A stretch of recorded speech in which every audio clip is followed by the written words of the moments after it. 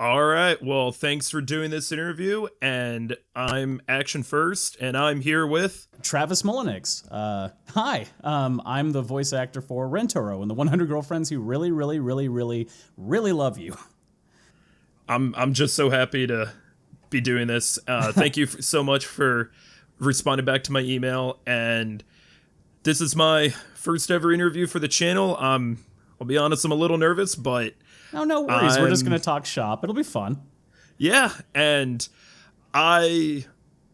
so I'll talk about myself a little bit real quick. I am a massive fan of 100 Girlfriends. I've made a video on every single episode of the show for my channel, and one of the first videos that really did well for my channel was when I covered the manga a few years ago. So one thing that I said in that video is I'm committed to keeping up with the series all the way through, and I have no idea how much more the anime we're going to get. I like to see more, but I'd like to do 100 Girlfriends content on the side too. So one thing I've been looking to do is to interview anybody involved with production or voice actors, and so here we are. Well, there is a lot of us. I mean, each of the episodes, the cast ends up growing more and more and more. So it's been a wild experience because, like, I'll be honest, getting into this series, I had no idea how big it was, just by the number of invested fans. Like, it's probably not as common everyday conversation as a lot of anime, but to those who know it and watch it and read it, like, it was a way bigger deal than I thought initially. Yeah, I got a fun little anecdote first. I actually met Sarah Wiedenheft. Is that how you pronounce her last name, by the way? Mm-hmm. Okay, good. Because I got to meet her a few months ago at a convention in person, and much of what you said is kind of what she said as well, where she got the role for Hakuri, and then she was reading the manga and then got more of the character, was like, oh, this is what I'm gonna have to voice act. I think I went in that strange circumstance where I'm playing the harem lead and I'm not the one who has probably the more unhinged behavior. Well, arguably unhinged behavior. I mean, that's one way to put it. So at least, at the very least, Rentaro is unhinged, but he's unhinged in a way that is, like, almost admirable to the point of scary sometimes. So not quite the same. Yeah, one thing that there are times when I've read the series or watched the anime where I felt like, man, it's almost like Rentarou's the most boring kind of MC because he's just too perfect. Well, I would argue, at least in the sense that, yeah, I mean, he seems to have the right answers, but I wouldn't argue that he's perfect.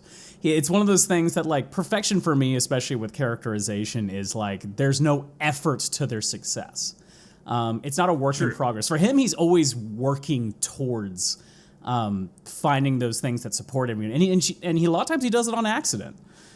He's just being himself. So, like, the effort at least puts me away of thinking, like, oh, well, he's just a Gary Stu kind of situation. Like, he's certainly not. Like, he's, I find that he kind of puts himself and makes himself the ass of the situation sometimes to warrant good situations. So, to each person's perspective, I guess.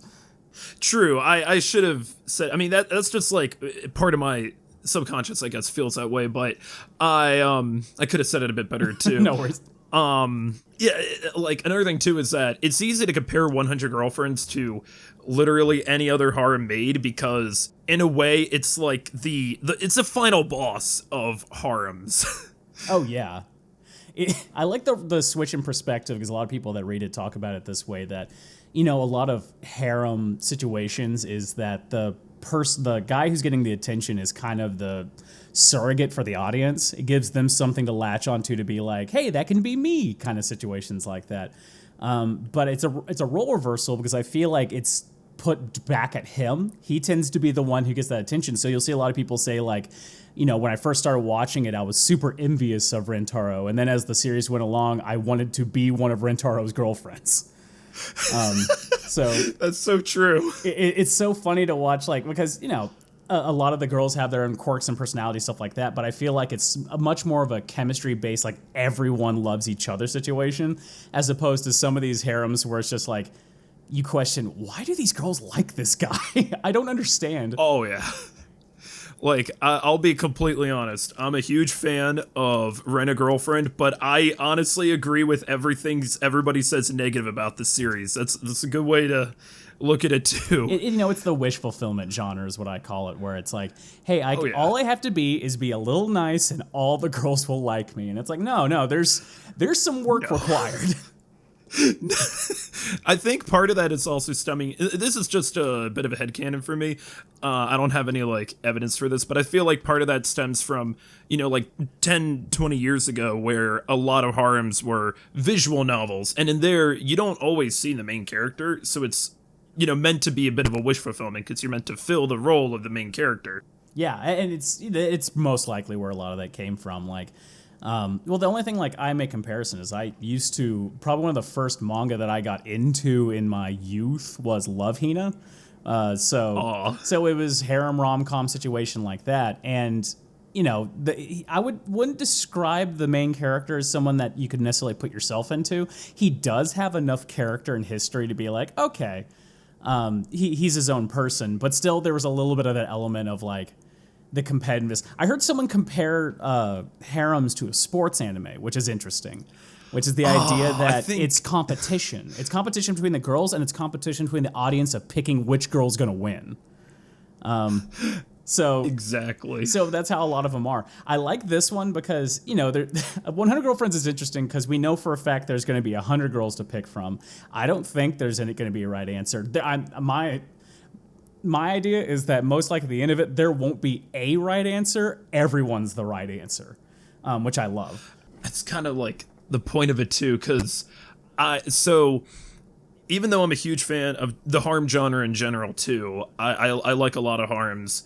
I used to be turned off from it, and the series that actually got me really into it in general was not 100 Girlfriends. It was Girlfriend, if you're familiar with that one. I've heard of that one, yeah. And that's another one where it made me realize that what makes a great harem great, like 100 Girlfriends, is in Girlfriend, the best character is the MC himself. You've really got to have, he's got to be they've got to be the glue that ties everything together. You got to have a reason why everybody wants to form around this person and how charismatic they can be. Sure. And I find, at least especially, like, I haven't watched Girlfriend, but similar thing applies where it's like you not only have to have an interesting character, but there has to be some kind of hook, whether it's going to be its plot orientation or its humor. In this case, like 100 Girlfriends, like the most plot you're going to get are character focused centric ideas. You're not going to get, I mean, I was about to say, you don't get ones where they save the world, except for the few times that Rentarou saved the world for some reason. But on occasion. Yes, but so like, it's one of those things that when I read it, it's so much more lighthearted because it's like, look, there isn't really a huge amount of stakes in this, as much as the plot of if you don't date them, they're gonna die, which is pretty much dropped for the most part anyway. Is that like the whole plot is like just seeing these people live their lives and focusing on them just making it fun, like finding as many jokes, finding weird circumstances to put them in, and just pushing the envelope of like how far can they go to the realm of absurdity. And the further it goes, the more it goes there. that I seem to find. Oh yeah.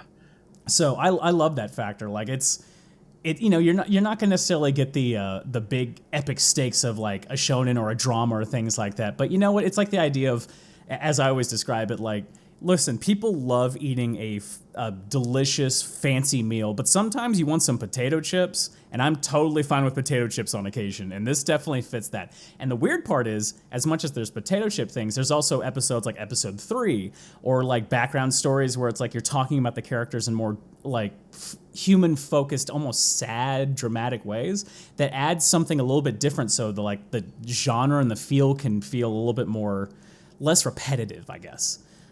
So I really do appreciate that about the series. It doesn't take itself seriously until there's moments where it takes itself seriously. Oh yeah. And I'm glad that the series continues doing that.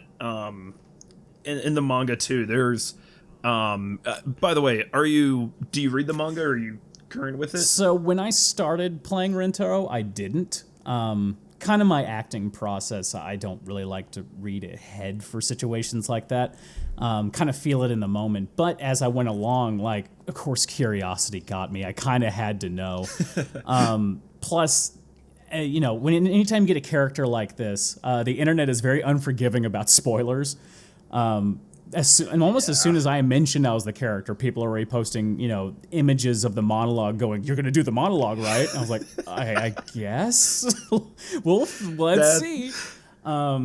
So, like... I need to ask, what was your reaction, though, when you saw that the first time? So... my first thought was, how the hell would they animate this? It makes sense in 2 pages because you can stop reading flipping the pages and read it. But I'm like, okay, so what are they gonna do? Are they going to just have an episode where it starts with the monologue and it just goes through the whole episode? Are they just gonna do the end credits? Are they gonna devote like an hour-long episode just to finish that? And then when they did it, I'm like, oh, well, they went full bore and did the whole thing. They managed to make it work.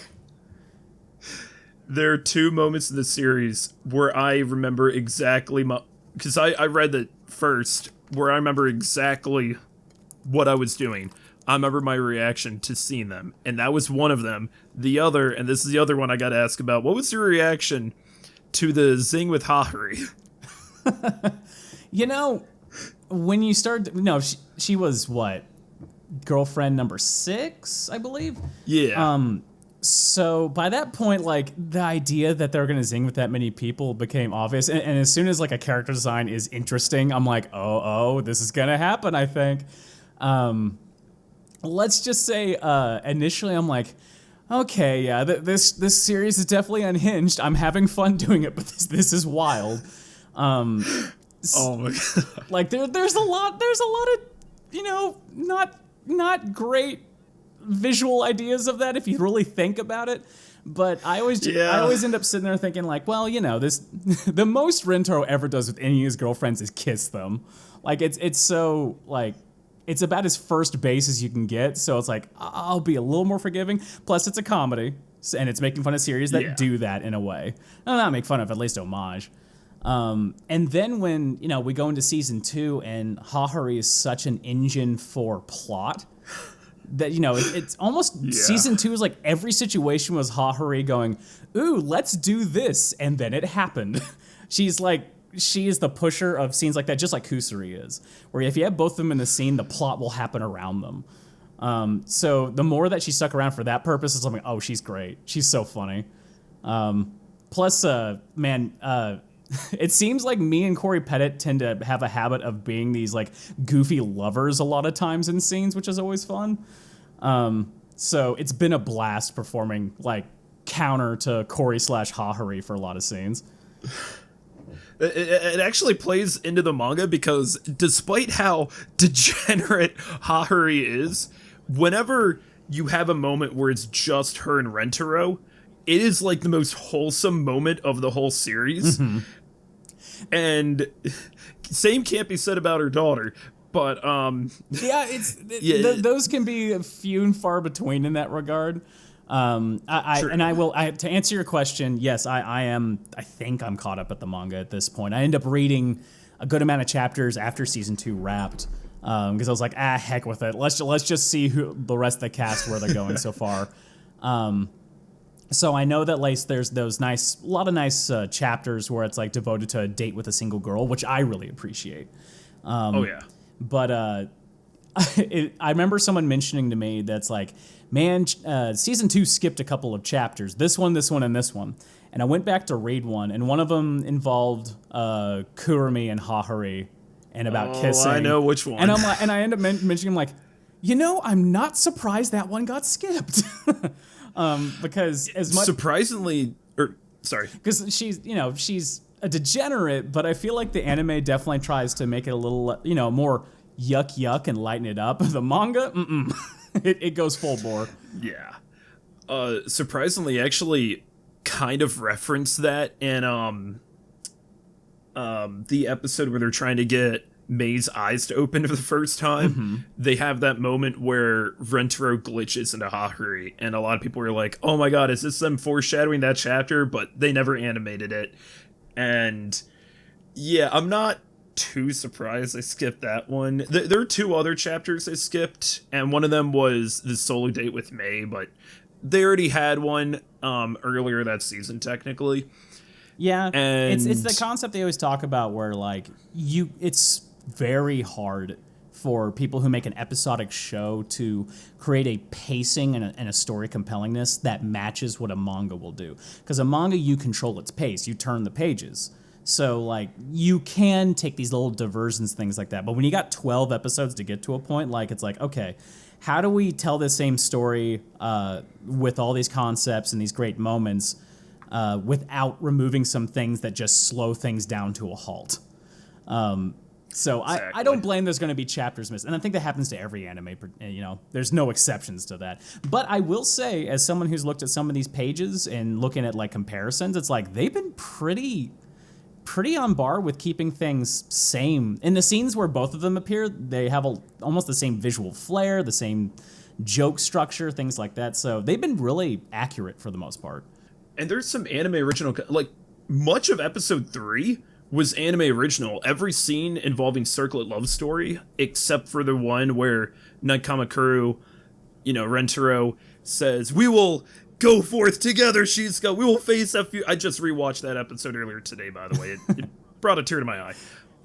So funny with the Circle of Love Story stuff. It was one of those situations where the director was like, hey, this is a fantasy book. Sound like a fantasy character, but as Rentarou. I'm like, all right, I'll give that a shot.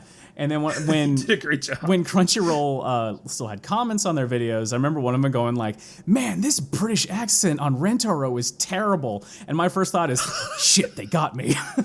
But, you know, it's a fantasy accent. It was going to be like a bit of everything.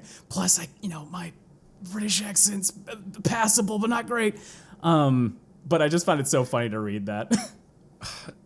After playing Baldur's Gate 3 for 15 months with my dad recently, anytime I hear a British accent, I just immediately think of that game, and I need to get outside more, I guess, a bit.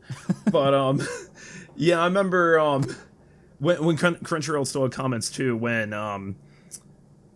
the first season was going on, and just seeing all the reactions, people who thought it was going to be any other harm and they had no idea what they were getting into.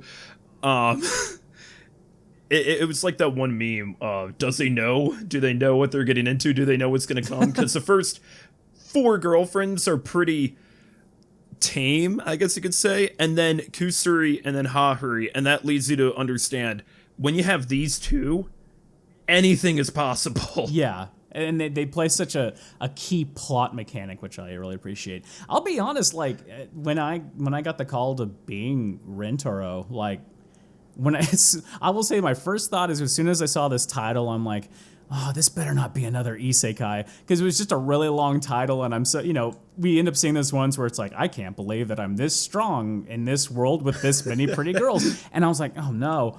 But I started doing research, and I'm like, huh, this plot's really funny.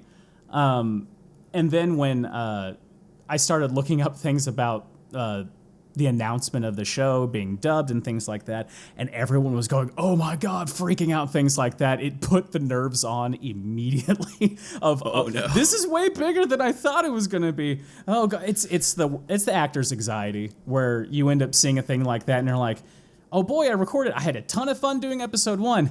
I really hope people don't hate it. Because, you know, especially if people take things seriously and they really care about a thing, like, they can have super high standards, like unmatchable standards. But I was pleasantly surprised that people really liked my performance and thought I was a fit for it. And I fell in love as performing as Rentarou, no pun intended. You zinged with the role. Oh yeah, I definitely zinged with the role. It took me maybe, I would say halfway through episode 1 for me to get that. Because the first part of the episode, with him being a goofball with friend A and talking to Love God, like, I didn't necessarily get a huge sense of the character yet because it was all slapstick stuff. But you know, a lot of times when you get into characters like that, like, it's it's an actor's job to start to feel and understand in their own way. Like I could have gone and just listened to the Japanese and just tried to mimic it, but I don't like doing that. And for me, it's like I want to understand the character, I want to understand his perspective, and it's like as soon as he started, I would say interacting with Hakuri and Karane was probably more the moment of like, okay, I understand this guy. And then of course going to episode 2, I understood him more. And about episode 3, I'm like, I got this guy. This guy makes sense to me. And from there, it's like it's such a interesting and rewarding experience. Comedy is great, and I love doing it. It's so much fun to be outlandish and weird and say strange things, often in serious voices or yell ridiculous things. But like any moment that he got to be like the sincere person who actually got to be empathetic was like, man, I'm falling for this guy now. Yeah, you understand. Oh yeah. Totally. It's one of those things that it's so, man, speaking of funny comments, like it's such a strange thing to read sometimes as comments, because a lot of people, as you mentioned, are like, I'm in love with Rentarou.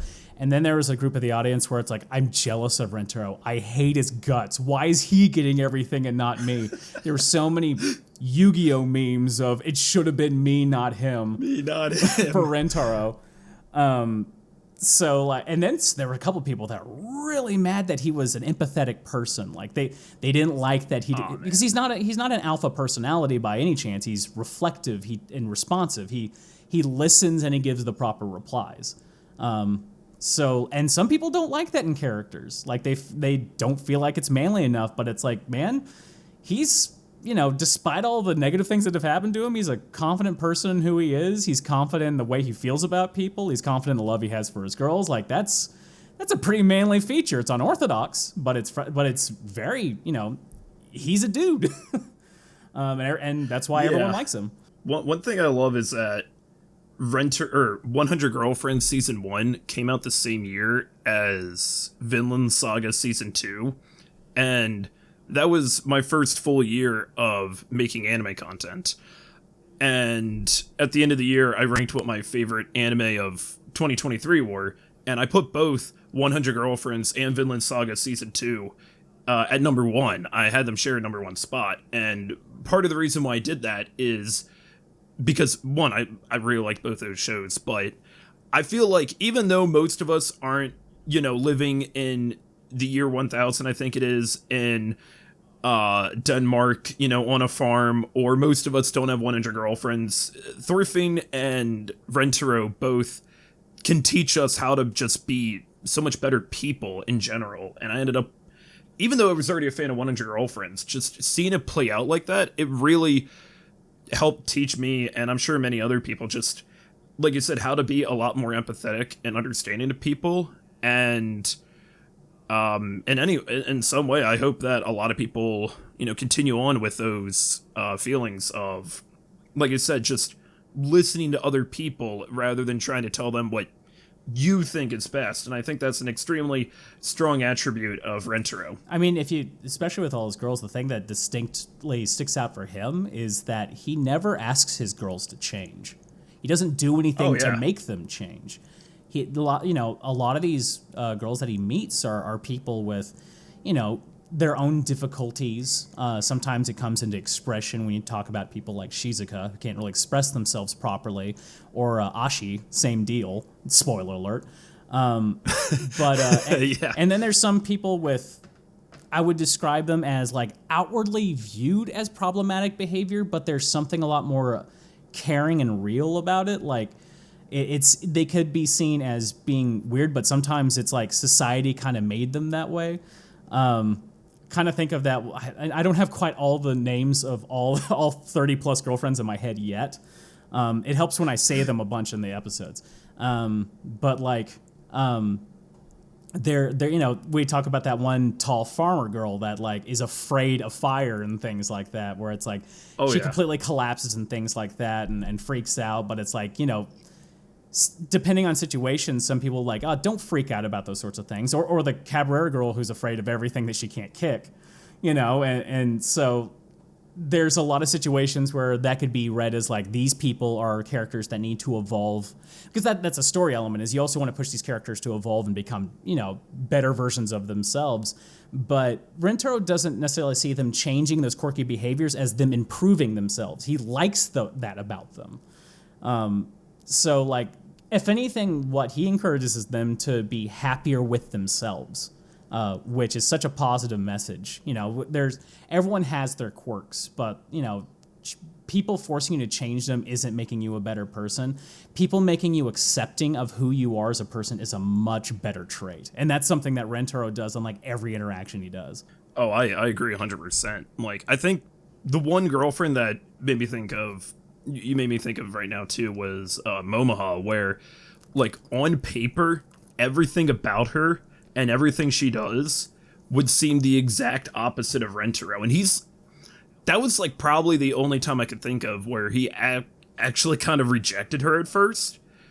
But then he got to understand what she's really like, why she's such a drunken slob and a gambling addict. But she does it from a way that, sure, she's extremely impulsive and gives into all of her vices, but she does so because she always puts other people ahead of her. She cares about her parents more than anything. She always supports Yamame as a club advisor. And she, like that one chapter where it's her, Nano, and Mei and Rentarou, and they're at the Light Festival. Sure, she's getting drunk during the middle of it, but she's also trying to get Nana understand that, going to everything and spending 13 seconds at it, or whatever the time was, sure, it could be more efficient to see everything, but are you really going to enjoy it? And then Mei putting her desires ahead of others is something that Mei's always struggled with, and getting her to further understand that too. And that chapter really helped make me understand Momoha a bit more, because I was a bit apprehensive to her at the start too, kind of like Rentarou.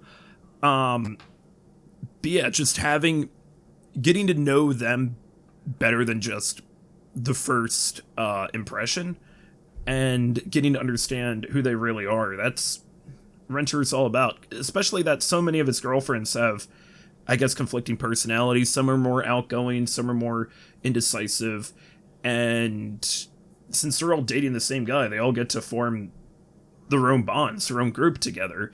And part of the reason it's able to happen is because they have such a supportive and caring boyfriend who's willing to just hear them out and let them be themselves. He doesn't change any of them. And Momoha, I mean, at least having that mentioned, like, she tends to try to support other people's feelings and other people's opportunities. That means that in the future you have a good character development of understanding, like, even more why she's like that, and if there is much self-care, because my perception is she has no self-care for herself. It's a very low thought process of her own self, but she is a kind person. So, like, she tells everyone not to be anything like her, and things like that. And there's people like that in the world that are very much like, they will talk down about themselves but elevate others. And that's great to an extent, but it also provides a hint, insight on them of going, maybe they don't have much self-love. And maybe a big part of that is being around Rentarou and supporting him that way will develop her more in that way. So there's room for her to grow. And then we see it in reflected in certain characters, like not too long ago, there was the kind of more dramatic chapters about Nano. Who is also probably someone who fits under that a bit more, because you get this sense that, like, she's very logistical and they call her robotic, but there's also this sense that, like, she is someone who's grown quite a bit in understanding what care means. Maybe it's something that wasn't there before. And then as soon as it goes away, like, you see how much she really truly cares about the people around her. And so, like, moments like that really elevate the characters. I don't know if they'll be able to do with all of them. I think some characters definitely have a lot more room for that than others. But that's one thing I do appreciate. And also I appreciate that the girls themselves have these moments of growing together. So many different stories like that, when you focus on, again, the wish fulfillment of the protagonist with all the girls or all the guys or whatever it ends up being, is that the guys kind of become a bit of a set dressing that focus centrally on the protagonist. But in this case, like, there's whole sections of chapters that are like, hey, let's see when these girls are hanging out, like, how they can make each other grow as people. So there's all this growth happening that Rentarou is, somewhat involved with by putting them together, but has like no control over it. It's just something that's growing on its own. So like some people start now pairing like the different girls in the girlfriend group together and things like that. You know, it's really refreshing. Yeah, I think one of the best examples of this, and one of my favorite chapters of this series, is the one where it's Chio and Nadi, and Chio's down in the dumps because two of her classmates have been smoking. Spoilers, they're not actually smoking, they're just trying to look like delinquents because it looks cool. But the entire chapter was handled by both Chio and Nadi together, and Rentarou only shows up in one admittedly hilarious gag where he's DJ no smoking until age 20, which, when I first read that, I was laughing so hard I had to put my phone down. But he leaves it to them. He lets both Chio and Nadi grow and come to solve this problem on their own. And it wasn't just the two of them on their own. They were able to do this, where the two girls ended up at the end following in line with more Chio because they liked her a lot. It was the two of them collaborating together and getting to work through together. And with an ever-growing cast, it's great to see more combinations in the future and how they're going to support one another, like with Mei and Era not too long ago, or Momoha and Mai, where on paper they might seem like they're complete opposites of one another, but that just allows them to get to know each other more and become better friends. And that it makes me think of the chapter, and I'm probably saying the name wrong because I'm reading in the chapter, but there's Karane and keep on saying Ashi. Is that her name? Ashi, I believe. She likes going by Akko. Akko. One of the earlier chapters where together, where they're together, and they end up meeting up with her friends who don't like being around her because she's not very expressive, and Karne being there to defend her and things like that, where it's just like, these are kind of nice like character building moments where you could write one-dimensional characters who lean on their quirk, and there's chapters where they do because it's just pure comedy, but there's also moments like this where you can get a sense of their humanity within, which is really nice. So yeah, I mean, I appreciate it. And it's always the thought of as well, and it's one of those things that I still don't understand how they're going to quite do it, is that as more girls get introduced, how are they going to continue to do this the way they want?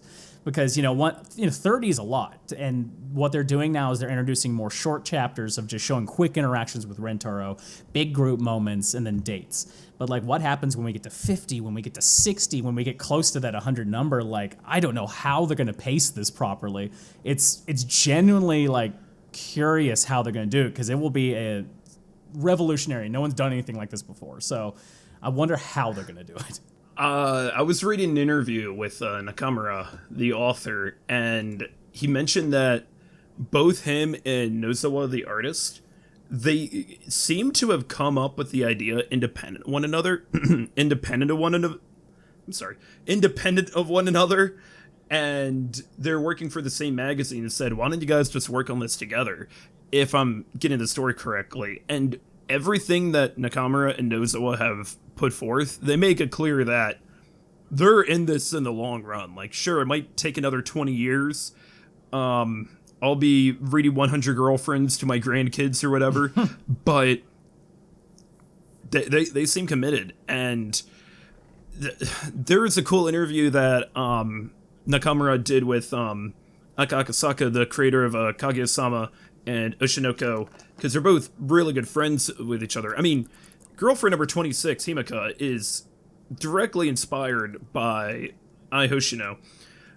But I remember that at one point, Akasaka brought up, when you get to girlfriend 50, you could have the first 50 disappear, and then the next 50 girlfriends are like a detective team trying to find what happened to the first 50, and then at the end, they all come back together. So even other authors are wondering, how are they going to do this when you get to that many girlfriends in the future? The ideas, especially these episodes and chapters where it's like all the girls are gonna kiss or do something affectionate to Rentarou, and it's like they're already like having to scrunch things down to get the 10 girls to do that in the episode. And I'm thinking, like, how would they end up doing this? Let's get all 50 of them, all 80 of them to do this, and it's just gonna be like big group kisses, or the episodes are starting to become like hour long. It's also the funny thought, and I had this question brought up to me. It's like, how long do you think you'll be able to record as Rentarou? And I think they mean this as like physically able to do this. And I think like, if we end up coming out with 12 episodes every other year, which is not likely, but if that were the case, to get to 100 of them would be like One Piece length, probably. Yeah. Who knows? We'll see where my body is after all the screaming and all the weird sounds once I reach my 40s and 50s. But enjoy the ride while it lasts, I guess. Yeah, it's another comparison, or when it comes with the ever-increasing cast, one of my favorite running jokes in the whole series is anytime we have a new girlfriend introduced nowadays, and you see the reactions to the other girlfriends, and the image just keeps getting smaller and like most recently, where we introduced girlfriend number 33, and then we got to see the 32 other girlfriends' reactions and how small that image was. And yet, if you zoom in, you could still see everybody's like facial features and how they react. Like, no matter who gets added, Himika, Momoha, Hahari, they're always really excited, like, hey, we get more people in the family. And then you get people like Karne, who's always, humph, it's not like I'm excited about her or anything. And you can still tell that from just the small facial features we do get, and each time, the image just keeps getting smaller despite how many more there are there. That school roof will not have enough room eventually. They're going to have to find a new location to meet up. In Chapter 2, I believe, it says in the manga, it is big enough for 100 people, but it's going to be 101 when we get 100 girlfriends, so... It's going to be a bit snug for activities. Yeah, though another running gag that I love in this series is that whenever you see Rentarou and all the girlfriends just walking around, and then there's this one teenage boy with this army of women behind him, and nobody bats an eye or anything. Eventually, it'll just start to be like a national threat. Like, they'll have to set up the military after them. And I remember, wasn't there a section where there was a group that was investigating, thinking like he had a cult or something like that? Which I found funny. I remember when Era joins, and then they all gather around Rentarou like a whole bunch of Titans eating a human in Attack on Titan. Yes. Which is a joke in the series, too. When they're all gathered around Rentarou and just going to town on the guy. When Era's looking and she's like, did I join some weird cult or anything? It's also, and on a subject it made me think of is like another reason I think this show really works is that, comedy can be so subjective. Like, you're going to get people that get jokes that they hate or love or things like that, or jokes that don't quite click. I find like most of the jokes that this series ends up saying end up being really funny and pretty universal and timeless. Even if they do sometimes reference anime that are like super old and probably no one here, like in the States, for example, have ever seen, it's still funny for them to bring it up. And it does help that I find our like localization team does a really good job of making it like reflective of being in, like, sometimes there's some jokes that just don't work when said in English, because some of them might be a Japanese pun or things like that, but they end up making like really jokes around it. So like a lot of what makes the anime, at least our dub, work for a lot of people is, man, the writing team kills it. Like, Macy is amazing at adding good jokes into it. The flexibility of us to kind of add our own bits of humor from time to time as well is really nice. One nice thing I like about working with the director that I have for this series is that, like, well, I might get something like a line back and I'll look at it and go, I don't know if Rentarou would say it like that or would say that. And then we'll talk about it and be like, okay, well, you know what? That doesn't really make sense. He wouldn't be demanding of his girlfriends to do that. He would be asking permission, which is accurate to the character. So we might make little adjustments because of how, I might stop the recording to the whole to go, whoa, this makes no sense. But there's so much stuff that's added into it from the background that really, I feel like, gets the spirit of the characters in the show so much. And the nice thing is, the more work I get to do as this character and the more work that the girls get to do with these characters, the more we understand them. So it's so fun. Like the localization, the putting jokes in there and saying ridiculous references and stuff like that is just so fun. But, as I mentioned, comedy's so subjective too. So some people like it. Some people don't like that we don't always match the Japanese. But I feel like we've had a pretty good track record so far. Yeah, that's something that I really like how it's been localized too, because one of the examples I think of is in the Apocalypse episode, where at the beginning you've got, the researchers at the North Pole, and in the Japanese, one of them's like, is that why that one night in Akagi lasted for 17 years? And that's one where, if you're not familiar with the manga, which, a lot of people know what kaiji is, but might not know what Akagi is too, it might fall a bit flat unless you really know. So during the English dub, that was changed to something like, is that why the hobbits didn't take the eagles to Mordor? Yeah. And there's one, I don't know if this is a bone I have to pick or whatever. There's one slight issue I had, which was in Mei's episode when Rentarou and Hahari discover Shizuka and Nano when they're hiding in the box. Rentarou and Mimi make the perfect absolute cinema pose, and I was hoping, like, just fingers crossed, are they gonna say absolute cinema like the meme? And then, because I just watched that earlier, something like, "Avasti mateys, a treasure worth burying," or something like that. I approve. It was good. We have fit some memes in there from time to time for sure. But I know at least, and two different jokes on that one that I always find funny is that when you brought up the whole like weather thing where they're sitting there going like, bring the eagles from Mordor. The one that made me laugh more, mainly just because of how it turned out, was that in the episode with Mei, I remember we're recording it for the date where they're where all those cherry blossoms are around, and I stopped for a second. I'm like, hey, Helena, how often do cherry blossoms fall in Japan? Like, does it just happen all the time? And Helena, who knows Japanese, like speaks Japanese, knows the culture well, been there a bunch of times, is like, no, it's like a couple of weeks a year, like, things like that. And I was like, that is weird. And then the episode came out, and it's just like, it's so weird that cherry festivals happen. And I was like, Helena, how did it read my brain? Like, how did that happen? So we found that the running gag that time never passes. Oh yeah. The other one was that during the Mei episode, it's one of those stupid things we had no idea if it was going to work or not, and the audience can blame me for this one. Was that there's the scene where Karne and Hakari pop out of the that box, and then in the Japanese, Rentaro mentions an anime reference that is like a show that I don't even believe came out in America. So like we're sitting there and like, well, we don't know. Let's write some options and things like that. And the initial option we got really didn't work. And a little behind the scenes things is that depending on episodes, like me recording Rentaro can take several days. And this was one of those episodes that did. So like we got to that scene and looked at it and we're like, this isn't really vibing with me. Like if it doesn't make us laugh, then we don't think it's going to make the audience laugh. So we sent it back for rewrites, and I was going to come back to the next day to record it. And I came in there and I was like, so did we manage to think of any new lines for that? And Helena's like, not really. Do you have any ideas?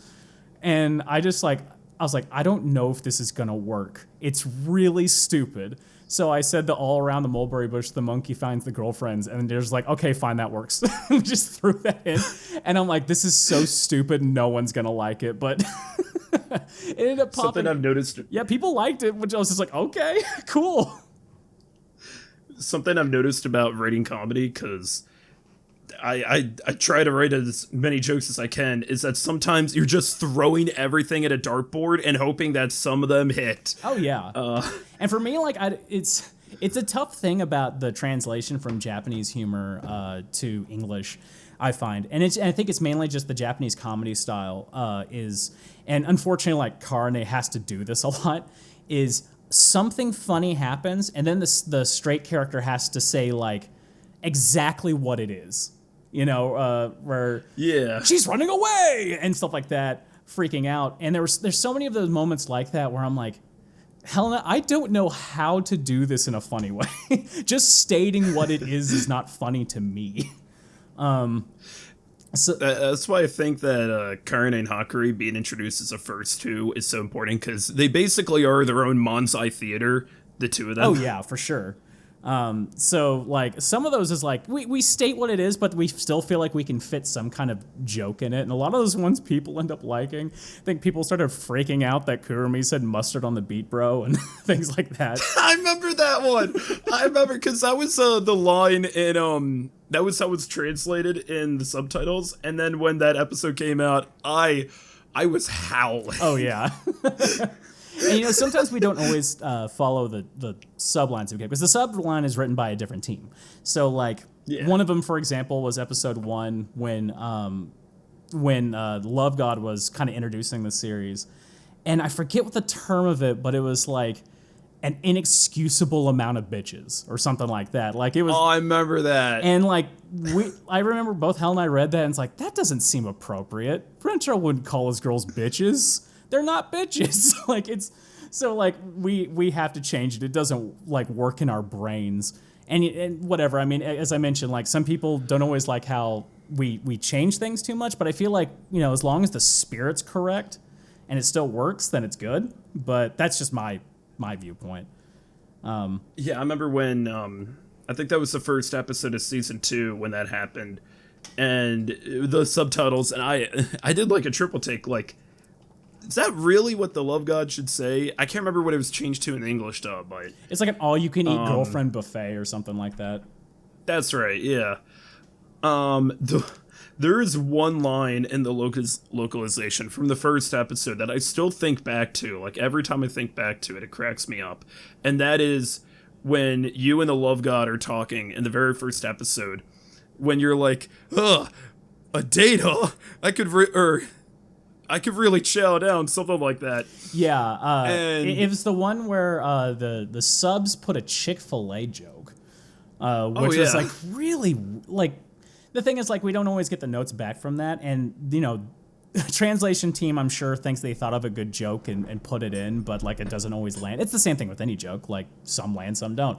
And we both read it and went, we don't find that funny, but we still want to fit some kind of pun that's related to eating because it's a Tokyo Ghoul reference. So we ended up going with a juicy date, sort of thing instead. So it was close, which I think fit better, but that's just my opinion. Things like that happen from time to time. I feel like especially comedies have a lot more flexibility when it comes to concepts like that. Some jokes don't change even when there's a cultural separation, because like by plot we couldn't. So like the one you brought up where Rentarou tells the Hahari joke to get Mei's eyes to open, where it's like, I was sitting there watching the episode going like, I wonder how we're going to change the clear pun joke related to Tororo. But we didn't. We kept it exactly the same, but it just means like it doesn't always make the most sense as a joke in America, but it makes a sense as a plot device. We couldn't change a whole lot of it because it was important the way it was said. Which is also really tough to say Totoro, Totoro, Totoro, Totoro, Totoro, Totoro 5 times. But I've also gotten used to saying ridiculous stuff quickly and a lot doing this character. So I've gotten a lot of training to saying this ridiculous stuff. But yeah, that's one of the side of comedy things you see where it's like you'll get jokes where you can change because it makes more sense and it's funnier. But then you'll get ones like that where it's like plot relevant. Like, we're not going to change that one. That one's important the way it is. So we're not touching it. The line in the first episode that really got me, though, it just want to say real quick, was when the Love God says, Tokyo called, they want their goal back. And I still think back to that all the time and just crack up. So I think it was a good change. And then another localization change is that I think twice, I know Kusuri says it at one point, and I think Nano does, is when they just straight up say Crunchyroll.com. Oh, yeah. Those are the ones I got excited about. I remember the first time we did it, we were going through the episode where Kusuri says it. And in the writing, the way they have it in our scripts a lot of times is that we'll have the initial line, and sometimes the writer will think of what they'll call an alt, which is another option for the same line. And like the first line of it I read of it was just like, we apologize on this episode or something like that. It was pretty normal. And then the alt was Crunchyroll.com. And I asked the director, like, can we please play that clip? I want to make sure they picked the right one. So they played back, and it was that, and I was so happy. Some people were upset about that because they're like, well, what are they going to do when they put it on Blu-ray, Blu-ray or DVD or something like that? What makes you think we won't go back and change it to Blu-ray DVD? Like, that's definitely a possibility. The other localization joke that just got me good was in Karaoke Crisis is when you shout out when Nano's singing, excellent Japanese pronunciation. We had to do it. Like, if we couldn't change the songs in a simuldub way, I was just like, we gotta point out the fact that they're speaking Japanese, and it's great. And that was one of the situations I was talking like, are we gonna dub the songs? But the nature of the simuldubbing recordings is that we got like a week to get stuff done. And getting music done is way harder than getting dialogue. Like, dialogue takes forever anyway, but getting songs is even longer. So like So unfortunately, and plus a lot of songs are licensed. Like, you have to go through the different companies that produce the music to allow you to do it. So like, it just wasn't feasible in a quick method. But like, who knows? Maybe when the Blu-ray comes out, or if it comes out more of a feature release like that, like, we'll have time to do it, and we will. I won't say one way or another. I have no idea, but it'd be cool. Plus, it's another example. Plus, it's nice that almost every song, except for maybe one of them, is like made by one company that makes them. Like, it's not. I think it's made by the studio that makes all the music for 100 Girlfriends. So like, it's only one person to go through. Fair enough. It's not like, Super Smash Brothers where there's 800 companies that license or a bunch of different bands. Like, yeah. I didn't even know there was just one person.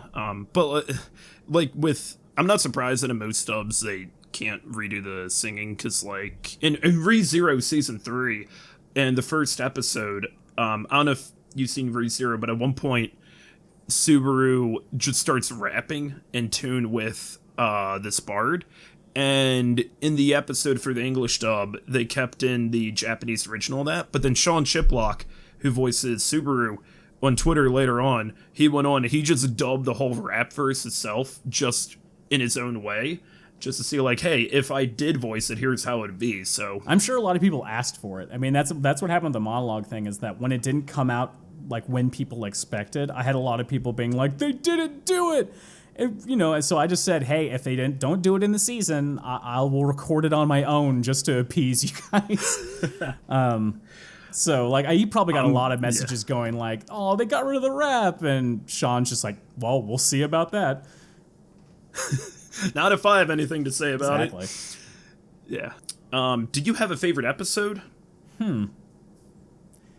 I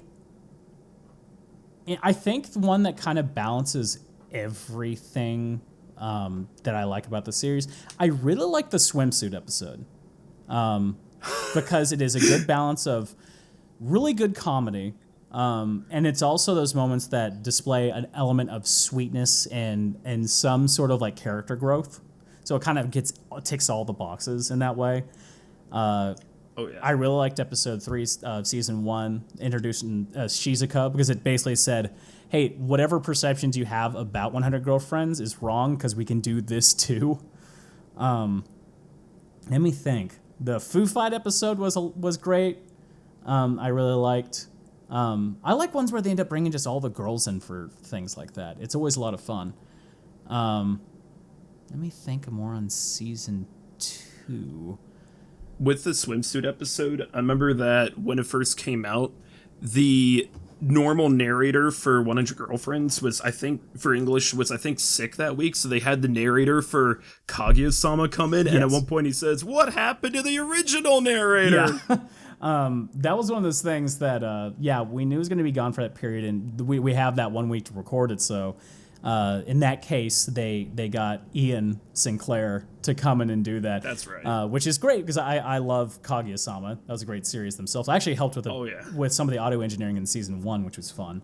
Oh, that's cool. And so, like, that was a fun thing. We joked around because Jim knew for a fact that he was going to be on a trip to Japan for, like, two of the episodes.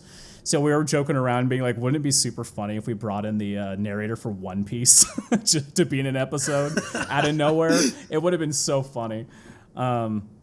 We even thought, like, the idea, like, wouldn't it be funny to bring, like, Kyle Hebert to do the Dragon Ball Z sort of thing? Just to really, like, I mean, there's so many DBZ references anyway. It would have been super funny. Especially season 2. Yeah. The only thing that made me sad about the process of that was that, man, there were so many people that are like, replace Jim with Ian after that came out, which I thought was pretty rude. Considering how good Jim was doing it, I thought it was kind of messed up to be like, hey, replace his actor because we like this person more. Yeah, I'm glad it was just a one-off joke. And I know that it got changed back to Jim when he came back. It did. And the episodes they wound up bringing for the Japanese, or I say when Jim went to Japan, was Ian for a few parts. And then it was quickly swapped out with Jim when he came back. I'll say the hardest episode, which I do like, but it was the hardest one for me, was the baseball episode. Mainly because I knew going up that I'd be having to do a lot of screaming. And as soon as we started going to the week to record it, I got the flu. Oh, no. So it turned into I couldn't record the episode.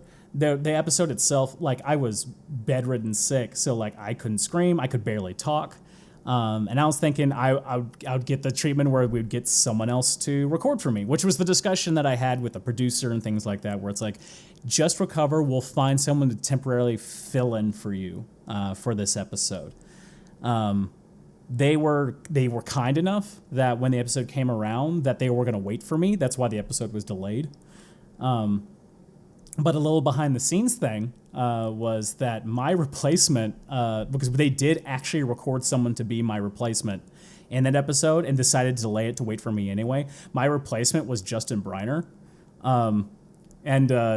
It's so funny because Justin and I get compared all the time vocally anyway. Like, everyone on YouTube thinks I'm Justin Briner. So, like...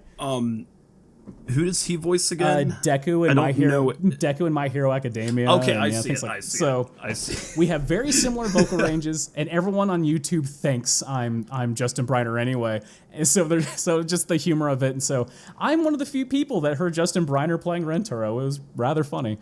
That's amazing. But we ended up getting it done. By the time I came in to record it, I wasn't fully, like, you know, when you get the flu, like, you have like another week to kind of get back to 100%. Like, your stamina's not there and things like that. But, like, we had to get the episodes done. That in episode 19, the introduction, at least the karaoke episode and stuff. So the production team and things were super flexible to let me, like, only record up to 2 hours at a time. If I felt lightheaded or terrible or my voice started to go, we would immediately stop and meet a different day. But we managed to get that one done, like, all the screaming intact and everything. And even though I wasn't 100%, I managed to belt my throat out screaming the whole time. So I'm proud of that happened, but it was a tough journey to get that baseball episode done for me. Did you feel like Michael Jordan, you know, with the flu game? Basically. I was surprised what came out because at that point we came in for the episode right after, like, my fever dropped. And Helena, the director, was like, hey, listen, if you don't think you can do this, we can wait it out and things like that. But I wanted to try. Like, I wanted to give it all. And I was like, I just have to sound good for 2 hours. I can sit and pass out afterwards. Like, so, like, I gave full belt, and I just remember being in my car driving home being like, oh my God, I want to fall asleep. I'm so done. Oh, man. But, you know, it's for me, like, especially, I want to give it all in these episodes. Like, I want to give it all whenever I play Rentarou because the expectation of the audience, you know, not only just on me, but, like, on the episodes themselves. It's something that a lot of people care about, and I want to do good by them. So, you know, I didn't want to pop in and sound half-assed, you know, or sound like that I'm not supporting. Like, I want to give 100% every time, and I do. And that was just one of those moments that I was willing to be like, you know what, I'm going to feel like shit afterwards, but this is worth it. So I'm happy how it came out despite that. The peaky side of me can hear and be like, I sound sick. I can hear it. But that's just my anxiety brain. Man, I didn't even I didn't even know that because it sounded like Rentarou to me. Oh, we tried because when I first thought it was allergies, we did record like a first part of it, and everything kind of sounded super scratchy. And we're like, yeah, that's not gonna work. So, I'm despite the fact that I probably would have done even better if I was healthy, I'm happy after that one came out. And another episode I liked in season 2 was the introduction of Mei Mei, because I think the comedy stuff we did on that one was a lot of fun. I got to, again, it fit all the boxes of me performing dramatic stuff to cute stuff to the comedy slapstick. By the way, we don't talk about this series. Another thing that really sticks out for this series, it's adorable. Oh, absolutely. I mean, that's why Shizuka was introduced so early on, too. And Shizuka's like one of those characters, some people always try to introduce characters that they introduce as cute, but they kind of lose their luster as it goes along. But like, Shizuka has remained being this adorable thing this entire time, and I don't know how it's done. It's genuinely impressive. It got through to Nano. I mean, especially in the manga, where anytime they're together, Nano's like, I can't be efficient now. Yep. I have to embrace the cuteness. And then Kurumi constantly wanting to head pat her even though she's younger. Oh yeah. That's such a good running gag. Speaking of which, so I'm asking this not as what Rentarou would say, because I don't want Rentarou to show up and beat me up, but what Travis would say. Do you have a favorite girlfriend from either the anime or the manga too? It's so funny. The last convention I went to when someone recognized me as Rentarou was they asked the same thing. And when I gave them the answer, they're like, it's official. Rentarou picked this person. I'm going to let everyone know. I'm like, no. Oh, no. Please no. But would it help you if I gave you a top 5? Because when I read the manga, I ended up kind of ranking all of them in my mind. And again, for me, it's not an attractive question. It's more like the idea of like, what characters interest me the most? Like, which ones do I like just by characterizations, who they are personally, things like that. So, my top 5, number 5 for me, and this helped a lot with the release of the more and more latest episodes, is Nano. I just think her characterization's super interesting and unique. Just I think a great character overall, super supportive, she's great. Number 4 for me is Uto, the Bard.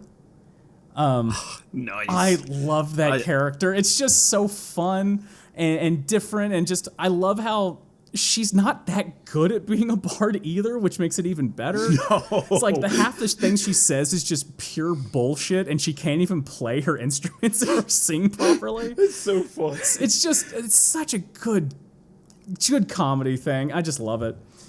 I just want to say real quick that one of my longtime viewers who comments on everything I do, and I really appreciate him, his favorite is Uto, so he's gonna really appreciate that. Uto's great. Oh yeah. And I will say, rating on this, there's very few that I'm just kind of there are a couple that I'm not totally happy with at this point, but we'll see where it goes. But for the most part, it's some will be ranked lower only because I like some of these more, but it doesn't mean I like some of them less. You know what I mean? Number 3 for me, and I'll continue to say her name incorrectly, is Ashi, the Gyaru who just smiles all the time. Oh yeah. I just love the concept of the character. I read her lines out loud because it's fun. We're just dude, this is so great. Everything's so flat energy. And plus, she's super supportive of everyone. She's sweet. She ticks all the boxes of being a good character. Number 2 for me is Shizuka. She is just an adorable ball of sunshine, has never done anything wrong, and should be protected at all times. Just sweet to everyone. Also, no one talks about. Her gags are almost always funny. She weighs nothing. She's lighter than air. She weighs nothing. The episode where she jumped into the pond even though she couldn't swim. Her That's one of my favorite jokes. Her getting forcibly spun around in the pool that she couldn't escape because she's so weak. The fact that she has no killer instinct, so dogs won't attack her. The fact that the baseball player thought she was her lost dog. Every joke is just gold when it comes to Shizuka. And for me, my number one is Karne. Karne is my favorite. I feel like she is the glue that kind of holds everything together. Almost every joke she has hits. I like the characterization of, like, even though she is like peak tsundere, it's comedy tsundere, but it's also mixed with like the protective older sister element to every other girl around her. Like, she will take a bullet for all of them. So, like, just kind of overall, the characterization package of all of it, she's my favorite. Rentarou would answer 1 through 100, all even. Of course. There we go. Good. We're all on the same wavelength. Because I'll mention my top 5 too, because they're actually kind of similar. Karne is probably number 6 for me. But one thing I want to mention too is that I really love that chapter about her and Akko hanging out and Karne standing up for Akko. Yeah. Because I actually kind of related to that a bit. Back when I was in high school, I wasn't here for this, but one of my really good friends in her homeroom, there's this other girl who is like bad-mouthing me, and I'm not anywhere near there. I don't find out about this until like 5 years after I graduate high school. But she was just like constantly bad-mouthing me, and like, I can't believe, it was for no reason whatsoever. I can't believe, why do people like this guy? What do they see in him? And then my friend stepped up and she was like, you gotta understand that not everybody's you. He's a likable guy, people want to be around him, and just went off on her. And then when I found out about this years ago, I was like, I will never say anything bad about you. You're the coolest person I've ever met.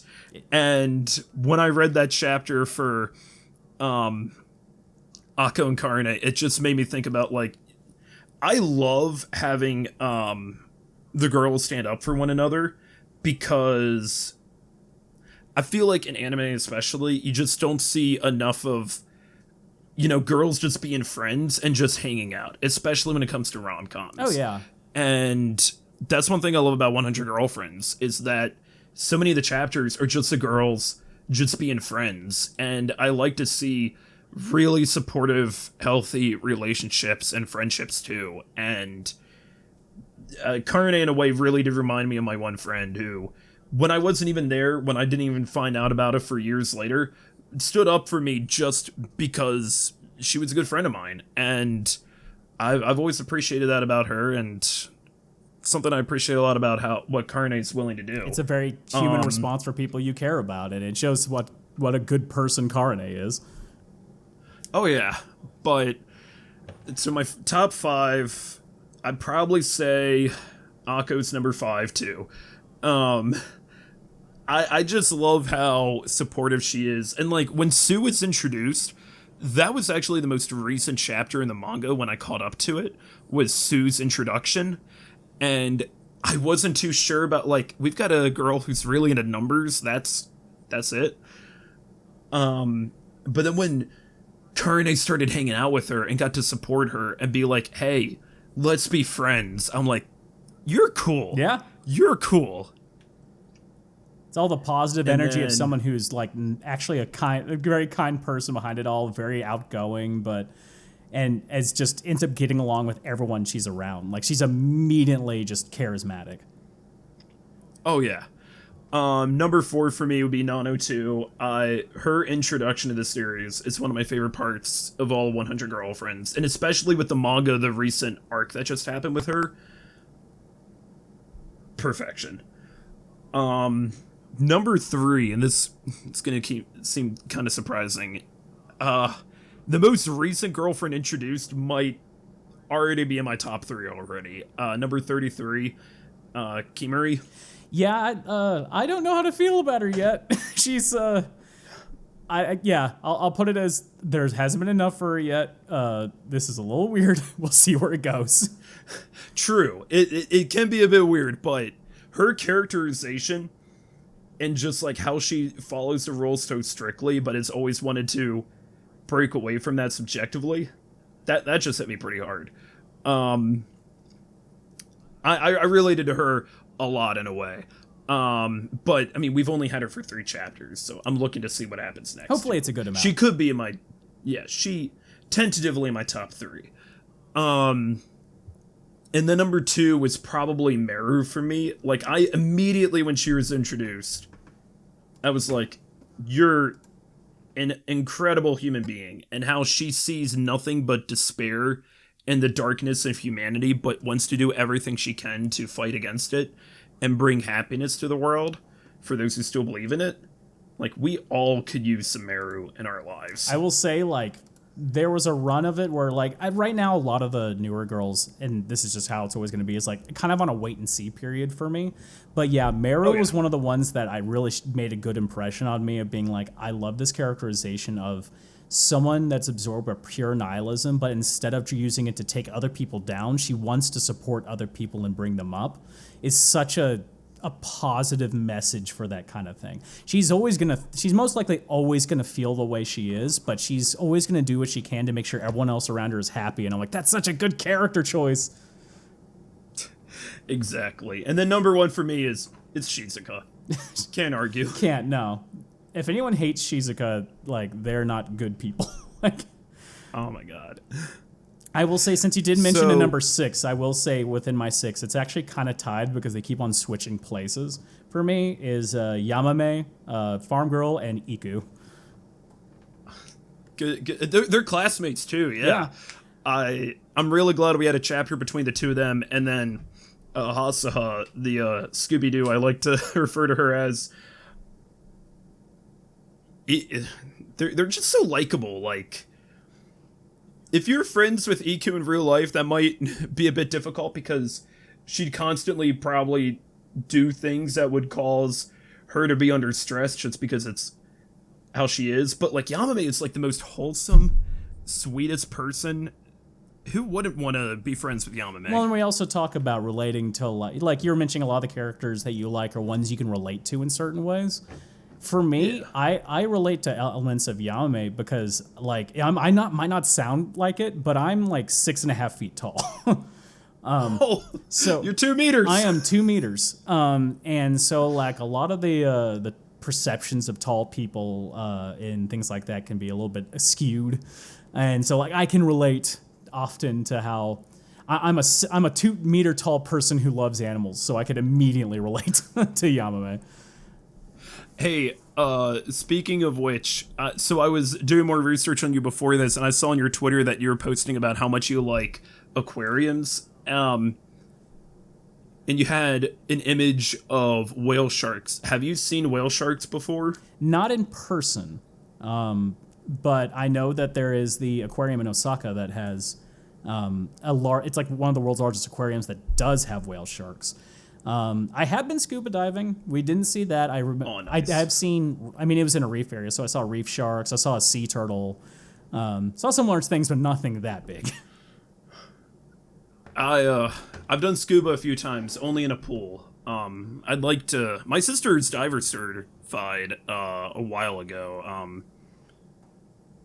I might do that at some point. That's really cool. But last year. Just for a recommendation, you don't have to go this far, but I flew all the way out to Okinawa to hang out in Okinawa, and also I wanted to go to the Chirami Aquarium where they do have a whale shark, and it's one of the largest tanks in the world. Yeah, that one, yeah. Totally worth it.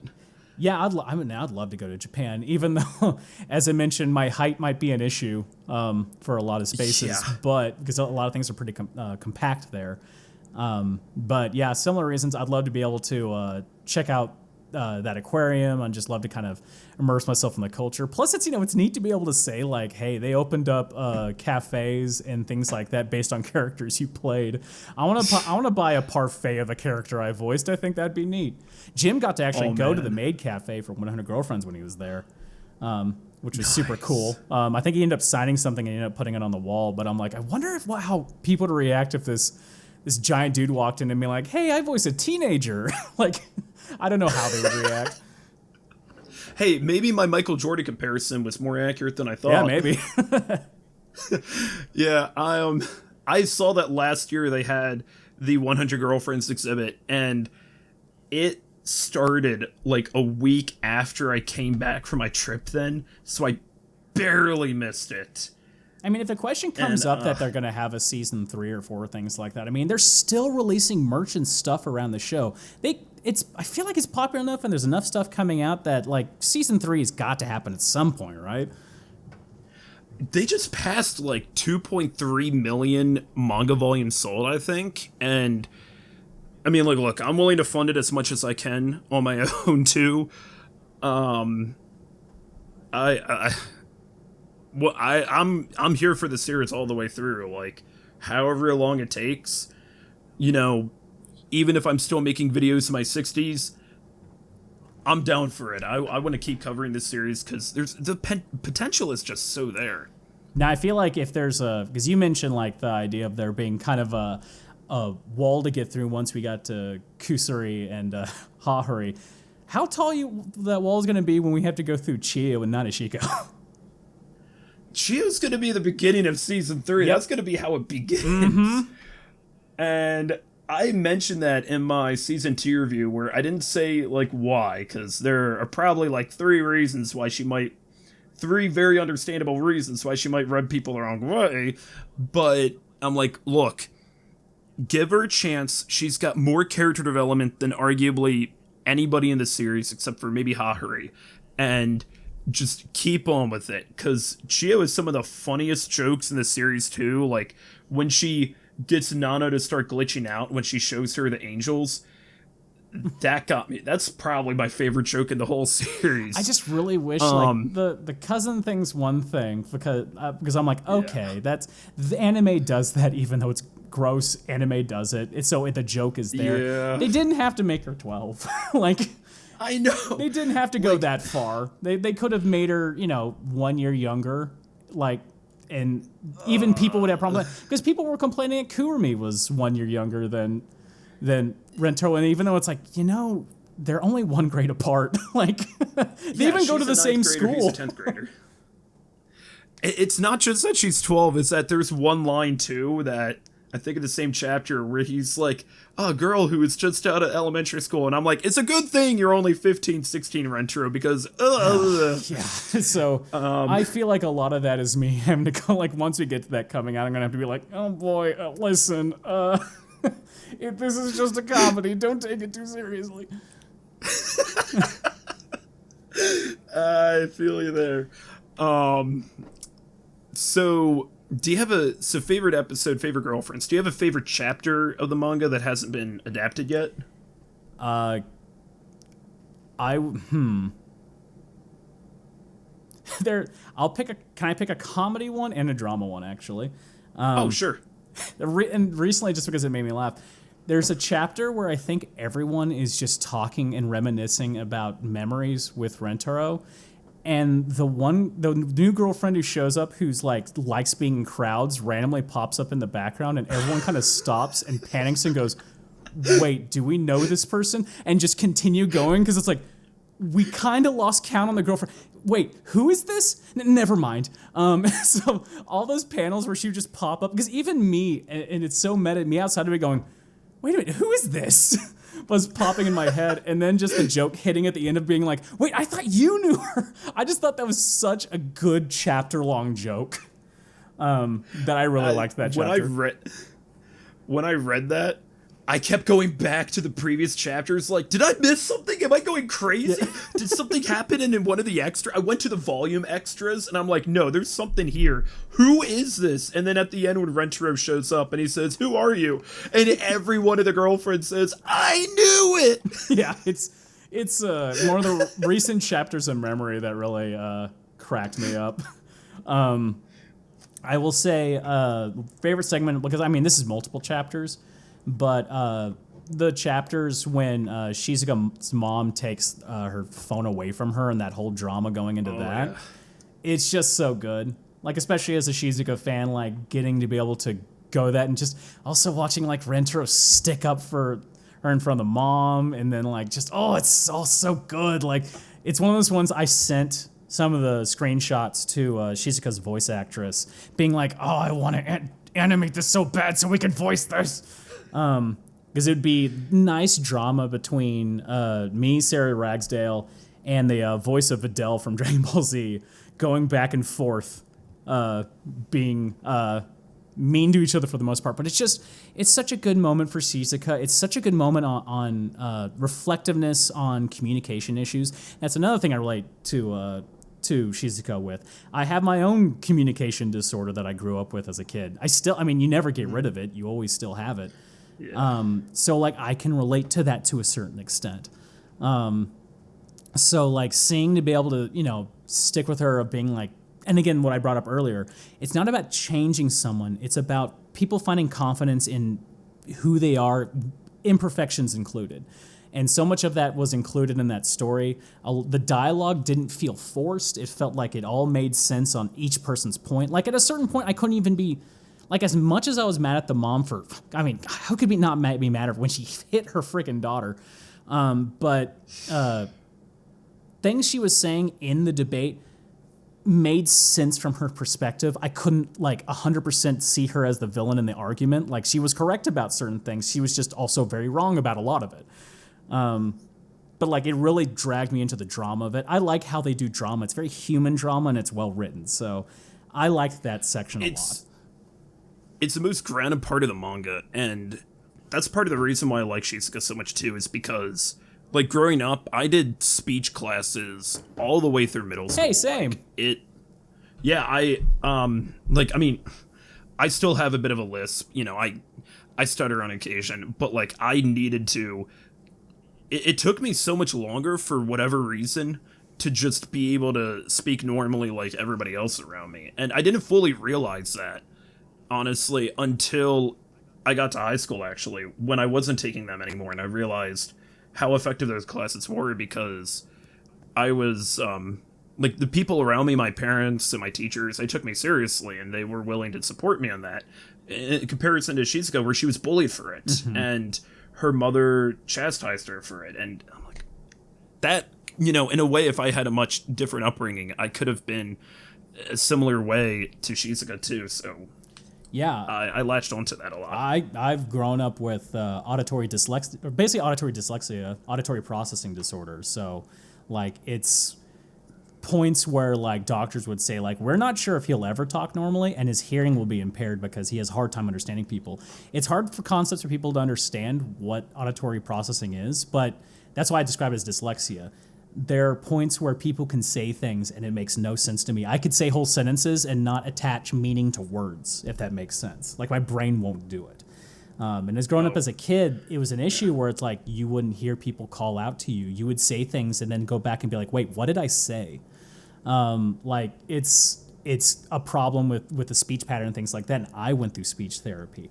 I honestly think because I had to get comfortable with the way I had to learn about people, like mimicking them and reading them, is what also led me to be a voice actor at the end of the day. Is I got really comfortable with reading people intent and things like that, and it came from the disorder. So I can relate to the feeling of like, I'm not changing. This is who I am. It's an imperfection, but I can learn to be a better person with it.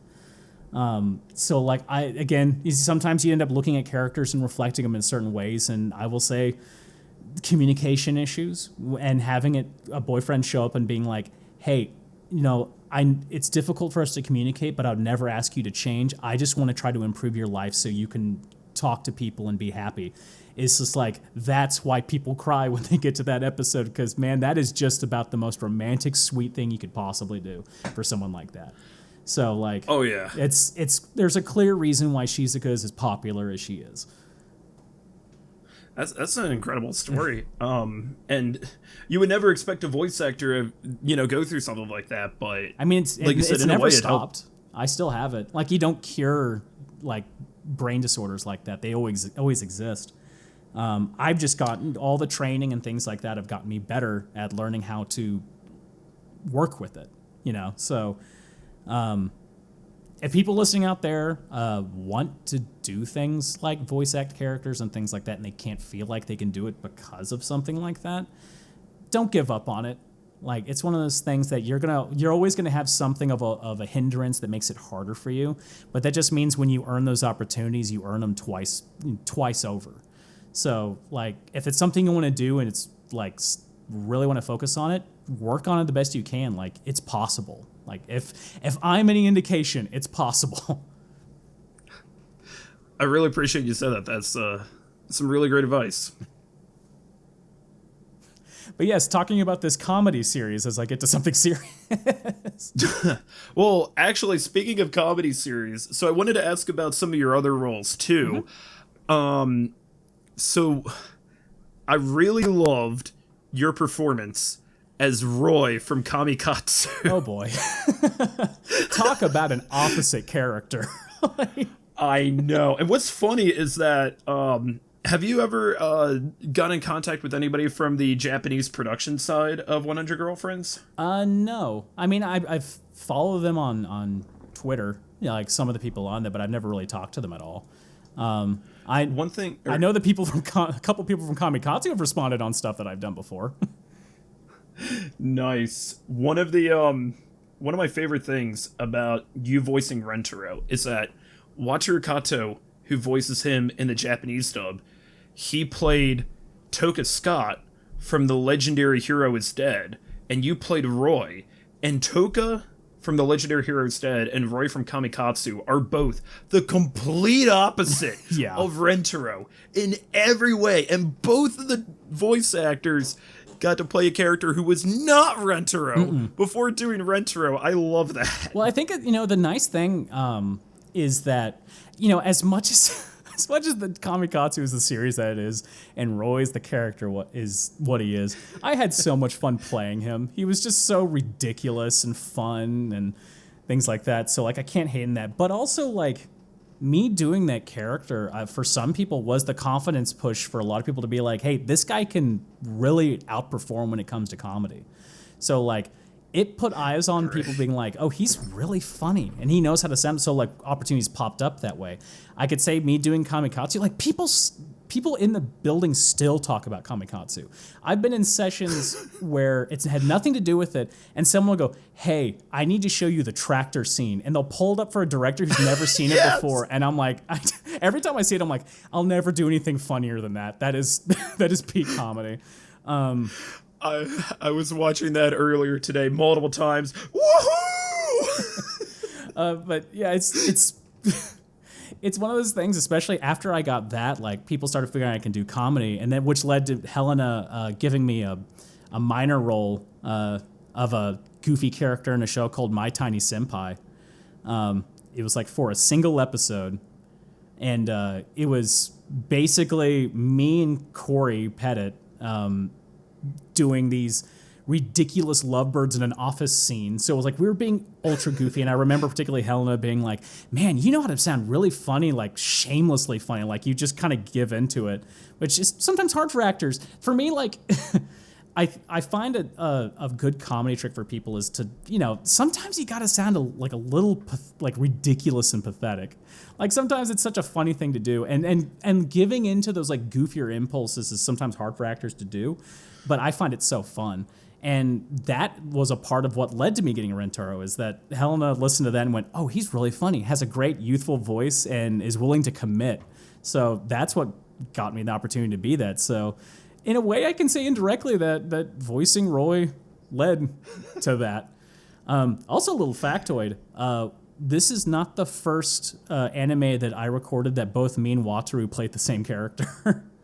Really? We were both a minor character in a show called It Invaded, which was that sci-fi detective show. And we both that was Mappa, wasn't it? Yes, it was. And we both played the same character in that. So. Oh snap! Because he was just getting started around then, I think too. Speaking of getting the role for Rentarou, I meant to ask earlier. So did you apply audition for that, or was it recommended to you? So, especially with recording things like this, is that it really depends on the director's discretion. But there are shows that where you direct for the thing and you end up going callbacks and all things like that. And then there's some situations where the director ends up going, I think this person will be good for the role, and through a chain of processes, it gets back to you. So they did release auditions for 100 Girlfriends, but by the time they already did that, Helena already decided that I would be Rentarou. Now, by saying that, they still had to offer me the role and for me to accept, but like I was the first choice to be there, so I didn't necessarily have to audition for Rentarou. But I've done it for other shows, but in this one, no, I didn't audition for them. It was based off of prior experience and demo materials and things like that. So, just figured I'd be a good choice. If it didn't work in the first episode, they could always pick someone else. There's a bunch of amazing actors here in Dallas, so I just happened to be lucky enough to be picked first. What's really cool is that I remember, like, on the subreddit, a lot of people were going back and forth who they thought would be Rentarou.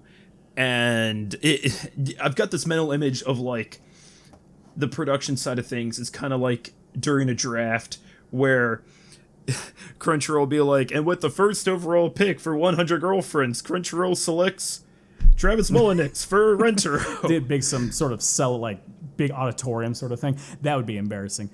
But Oh my God. it's I have read things online where people were just like, man, they should have picked Jesse James Grell or something like that. And, everyone has their own prerogative on where their choices like that. Just means I have to work twice as hard to convince you that I'm the right one for it. And I can say it's as someone who is always overthinking their performances afterwards, being like, oh boy, I hope they like it. I've been lucky enough that like most everyone's being like, he's great at this role and I love it. And I'm luckier than some actors in that regard in this show. Some of them, man, some people are just really mean online when it comes to talking about actors. Like I find they are. It's very interpersonal where they'll just be like, I feel really bad for Ariel who voices Carne because there's just so many people online that say mean things about like not sounding the way that they want. And it's just like, but listen to Ariel's performance. It's incredible. Like the energy's perfect. And like, there's just so much good stuff. The drama is perfect. Like the choices made are perfect. Like how could you complain about it not matching your voice expectations? Also, I find because I find that when you interact with these people directly in a normal way, like I'm not gonna, if someone said I was shit or said I wasn't good, I'm not gonna sit there and yell at them for believing I'm that. I would want you to come to an understanding, be like, okay, that's your opinion. And I found people when I confront them that way are just like, wait, actually you're cool. I'm sorry I was mean to you. Sometimes they lose that personal touch, and then when they realize you're a human being who's trying their best, they're a lot nicer about it. Not everyone though. I am for, being a dub voice actor is the battle of people just thinking you're not good as the sub, period. Like, no chance at all. The thing I always read is about, Travis is great, but not as good as Wataru. So I'm like, yay, I'm the best second place ever. For what it's worth, I think you and Ariel especially did an amazing job. Because, like, whenever I read the manga, I now read it in your guys' voices, especially Ariel's Karine. Like, that's what I think when I think of Karine. Thank you. And I like, I'm not going to get into the sub versus dub debate. I feel like it's such an archaic, dumb thing at this point. Exactly. But, you are allowed to like both. I have situations where I'll listen to actors like, I like both the Japanese and the English, and I like them for different reasons. So, if you don't like my voice, whatever, it's fine. But I do want to know that, like, for everyone else, I've been working my hardest to make sure that I give this character justice. So, if you like both, you get to watch both, and then you get to see, the differences and have fun with it. Totally. Which I think it's best of both worlds. I don't watch the sub and dub of every series I watch. I watch too much anime, but I made sure to watch both the sub and dub of 100 Girlfriends many different times. It's one of my most rewatched shows ever. I could pop on any episode at any time. But yeah, there's so much value into watching both, and I think everybody involved did an incredible job. Like one of the fun things I did when I was doing my episode review series is I only talked about the Japanese voice actors mostly because I was doing the most recent episode that had come out, and at that point the dub wasn't caught up, of course. Right. So I would go through like, this is who this voice actor is known for and what else they've done. And one of my favorite little factoids about at least the Japanese dub, is that the person who plays the vice principal also plays Orochimaru from Naruto. I can totally hear that. That's perfect casting. And then the same guy who, in Japanese, who voiced Buggy D. Clown, also voiced the Love God, which, man, that's just perfect. So do you know that the voice actor for the Love God, what his most famous character is? In English or Japanese? I can't remember who voices him in English.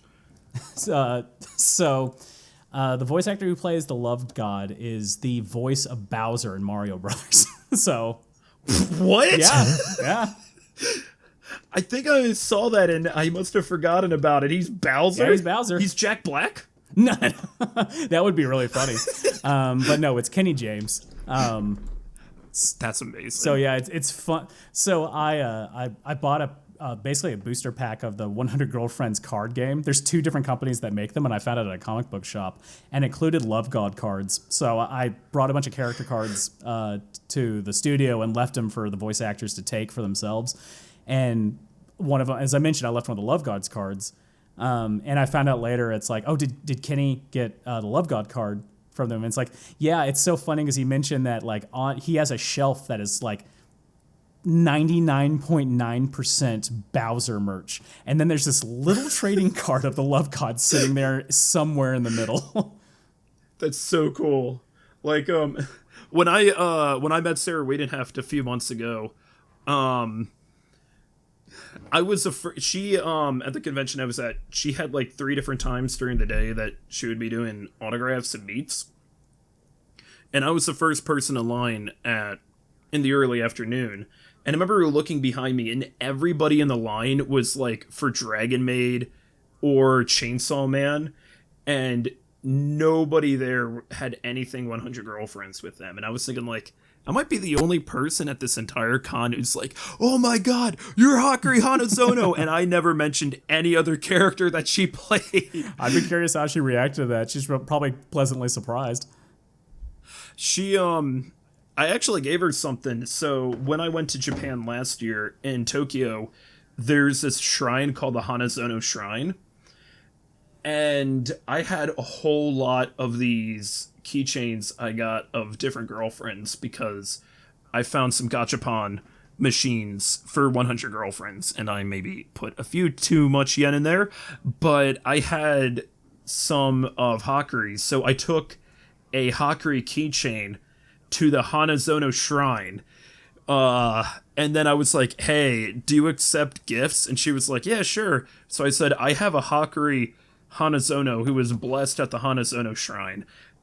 And she was like, oh, that's so cool. Like, I don't think she would have expected that, but she really appreciated it. She's a trooper. Like, she got definitely the character with like the trickiest lines to do in regard to like what you're comfortable to do. Like, she says some of the most unhinged shit.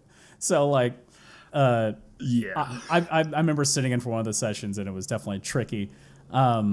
But yeah, like, she's a trooper for doing those sort of things. She's probably the actress that I've worked the most opposite of, like, period. Like, so, like we were both in Classroom of the Elite. She played Mean Girl. I played Mean Guy. I was mean to her a lot. She was a Kushido, yes. right? Oh God! Oh, she's. I mean, in a good way. Good voice performance. But man, she's evil. Well, then we brought up like she was also Mitama in Kamikatsu. So my character uncomfortably lusted after her character. Oh my God, I know. So we joked like, it is a complete role reversal. Now you're lusting after me, and I'm the innocent one. Oh shit, you're right. And Brina April, who did Mimimi, I looked up. She was also Al in Kamikatsu too. Yep. And there's that whole episode, that introduction where we deal with that jerk who tries to pour a drink on her dress, and that is Austin Tyndall, who played the main character in Kamikatsu. So it's like, really? Yeah. The voice is similar now I think about it. So it's like we end up all kind of in the same place. And it's one of those things I remember bringing up like before she got cast as Mimi, like, so hey, Kamikatsu, and she's like, oh yeah, kind of sinks her head because it's just so, it's the best way to describe it is I remember one of the writers of the team was writing for that show walked to me and went, oh man, Travis, you're doing such a great job as Roy. I'm so sorry. And I'm like, that is perfect description of Kamikatsu. God, I love that show. Oh no, I said things like I would say things in episodes and my head would rest against the wall of the booth because I had to like process for a minute. I had the same feeling when I was watching it. Because I watched it in English dub too. Anytime there's like a really down bad series, I go out of my way to try to watch the English dub of it. Like the gold standard for me is, if you are familiar with the series, is Shimonetta. I've heard of it. I don't have the picture in my head of it. I know the name. It's one of the most down bad anime I've ever watched, and I remember watching the English dub, and I had to pause midway through each episode because I was laughing so hard. Like, did they really just say that? Can you really say that in English dub? There is no way. No, it's a. I mean, yeah. At a certain point, when you record for shows like that, like you end up kind of turning your brain off to good content. Like it's not good content. It's not meant to be like well written, well constructed. It's meant to elicit a fun reaction. Either you're laughing at it or you're lusting after it for some reason. And for me, it just turns into like, at a certain point, like, I don't expect Kamikatsu to be great. I don't expect it to be good. I expect it to be the trash that it's designed to me. But you know what? It's been fun to do. And that's what you got to do. Like, last year, one of the videos I made, I just went on Reddit and I read aloud comments from the Blue Archive subreddit. And after I did that, all I thought of was two things. One, thank God my walls are pretty soundproof. And two, I need to go take a shower. I feel unclean. You right need the now. shower. Imagine saying it. Like afterwards, I'm just like, True. And not just saying it once, but having to do multiple takes. Oh, for too. sure. So, I still remember one point, one of the assistant directors popped in. Lovely person named Jill Harris. They're a voice actor, they're a voice actor and are a very sweet person. But like I recorded a line and I remember at one point saying a line and we both out loud shuddered at the exact same time.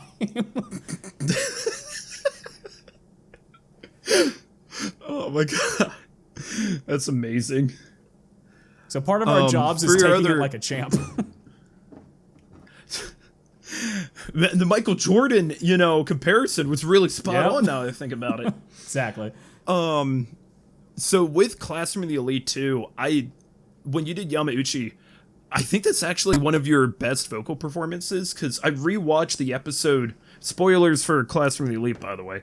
I rewatched the episode where you got expelled in season 3, and that was incredible.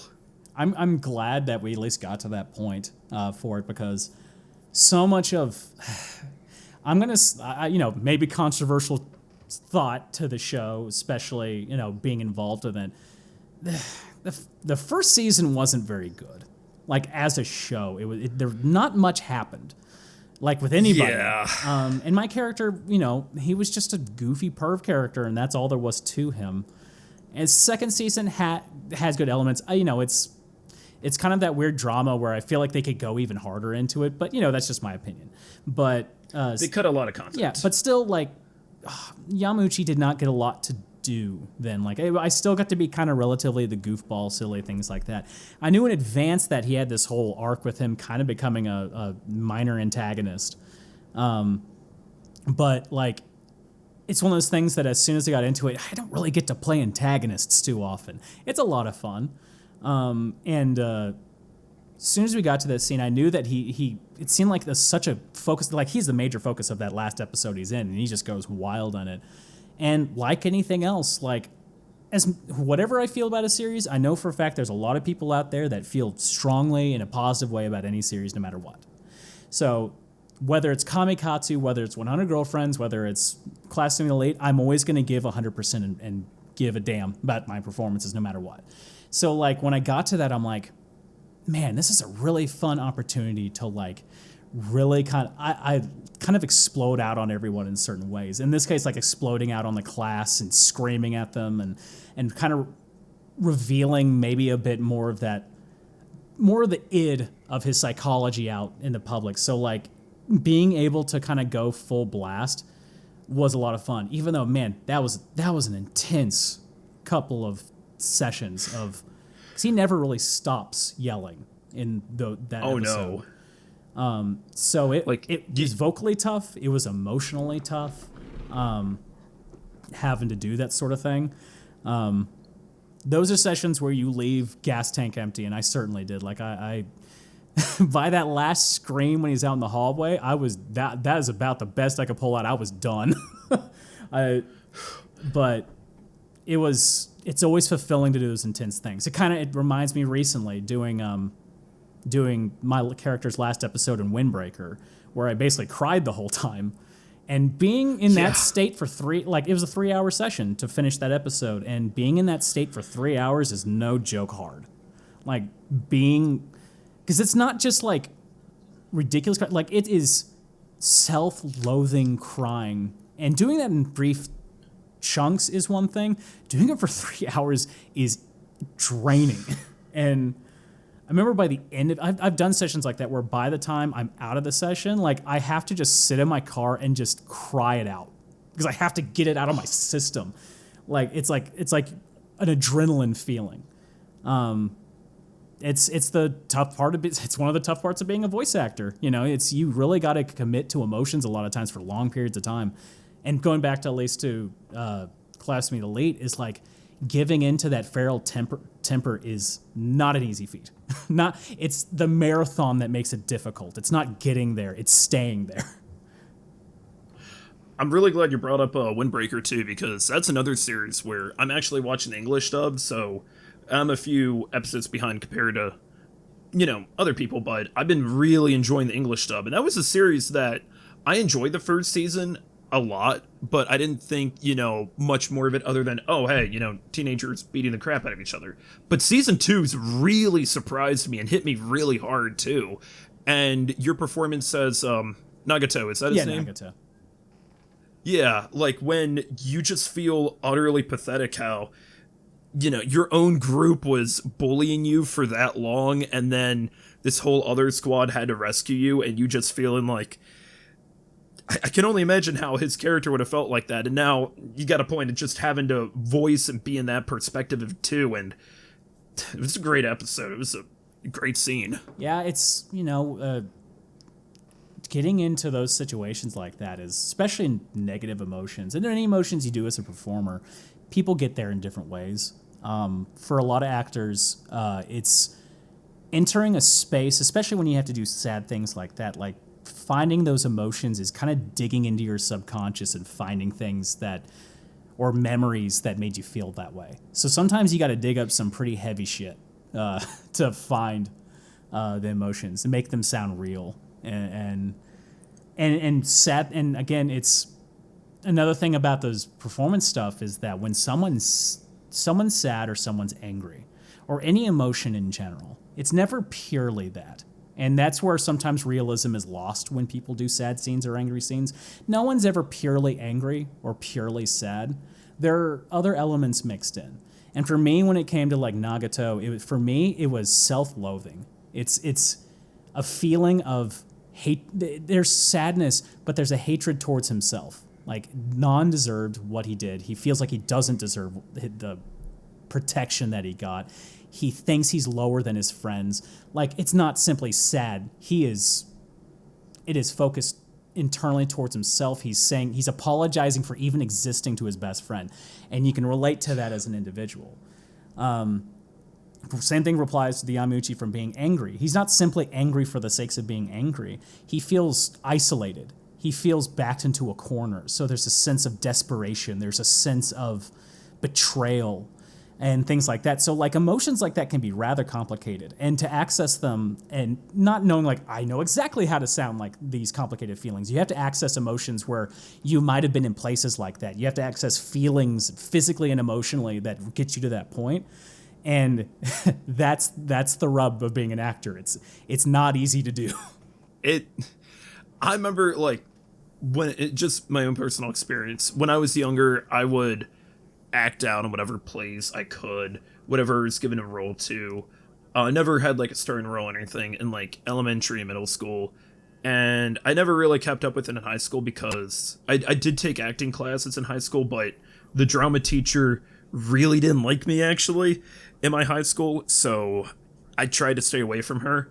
But then when I got to community college, I took some acting programs, and it was a lot of fun. And I remember one time I tried to audition for a play, and one of my good friends from high school was also auditioning for the same role, and we're in the same room. And I remember that moment where I saw him audition, and he did such an amazing job that made me realize I'm out of my wheelhouse. I am not an actor. I can't go in the same way that he is, so that was the last time I ever tried to audition for something, because I realized it's a lot more work than people are willing to give it credit for. And also, it's finding those performances while fitting them into very rigid designs. I have to find those performances within these lip flaps, and that's even harder. If it's off camera, not there, like you have full room to like chew on scenery and feel things out. But like when you have to perform to often unorthodox flappage, like that's another layer on itself. So like it's not an easy profession. It is a voice acting boot camp that once you get to other ones that give a little more freedom, like man, you can really belt it. But I mean that's another part of like understanding your character is a big part of it, and that's why like I talked about not reading chapters ahead for Rentarou, and watching the episodes and feeling him out and understanding him as a person, because in scenes where he is, trying to support his girlfriends in different ways, is like, yeah, you can voice him and try to sound nice, and that's half the journey. But for me, it's like so much of what he's saying comes from a genuine sense of wanting to support them and concern for them, because so many of his girlfriends have confidence issues. Like every single one of them have a confidence issue problem. So like thinking about except Mimi. Like except Mimi. Well, like I feel like it eventually will come down to Mimi like finding something that like is for her, especially like her self-belief is supported by a feeling of inadequacy to Nano. Like it's true. So like even hers is based in some form of inadequacy.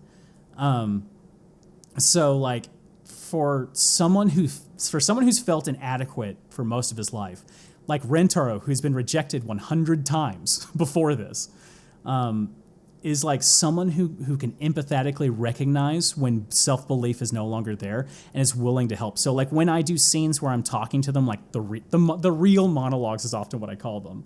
So like, this episode 23 with Carne is I often add like an element of like a wavering, almost tear in his eye when he says certain things sometimes, because like the idea of someone like him thinking that a person like Carne hates the person who are would be a tragedy to him. He loves them so much, so the idea that they hate themselves is like the worst thing for him.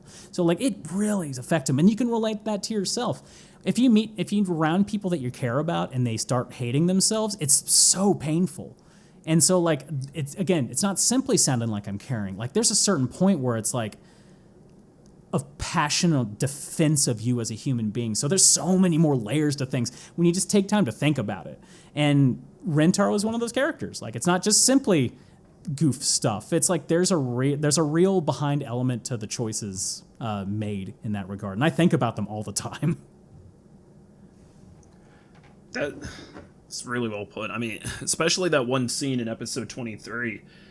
That really got to me, and it got to me more in the anime than it did in the manga too, because it's very brief in the manga. Like it's still a powerful scene, but just seeing how it was played out in the anime with the voice acting for both you and Wataru. Don't forget Ariel and the Japanese performance for Carne either. Like they really got the assignment too. One thing I'm hoping is that since I'm interviewing you, I would love to interview other voice talent from 100 Girlfriends. Like, a bit of a pipe dream, I guess. Sarah we didn't have wasn't able to, which, totally understand. No offense taken whatsoever. But I'd like to reach out to some of the other voice talent, too, and see if they be down for it. And yeah, like I'm just so impressed with how everything came together. Like even when some of the characters have fewer lines to say, like, you know, Karne is going to have more scenes than Mei Mei just because of when they're introduced, but how I now attribute those characters to those voices with both English and the Japanese, and it's just incredible how it all came to be. You could, I mean, and I brought this up to them as well, is like, we certainly get a lot of flowers online for this sort of thing, but I do want to say that like so much of that feeling you get is because of people like Helena who picked us.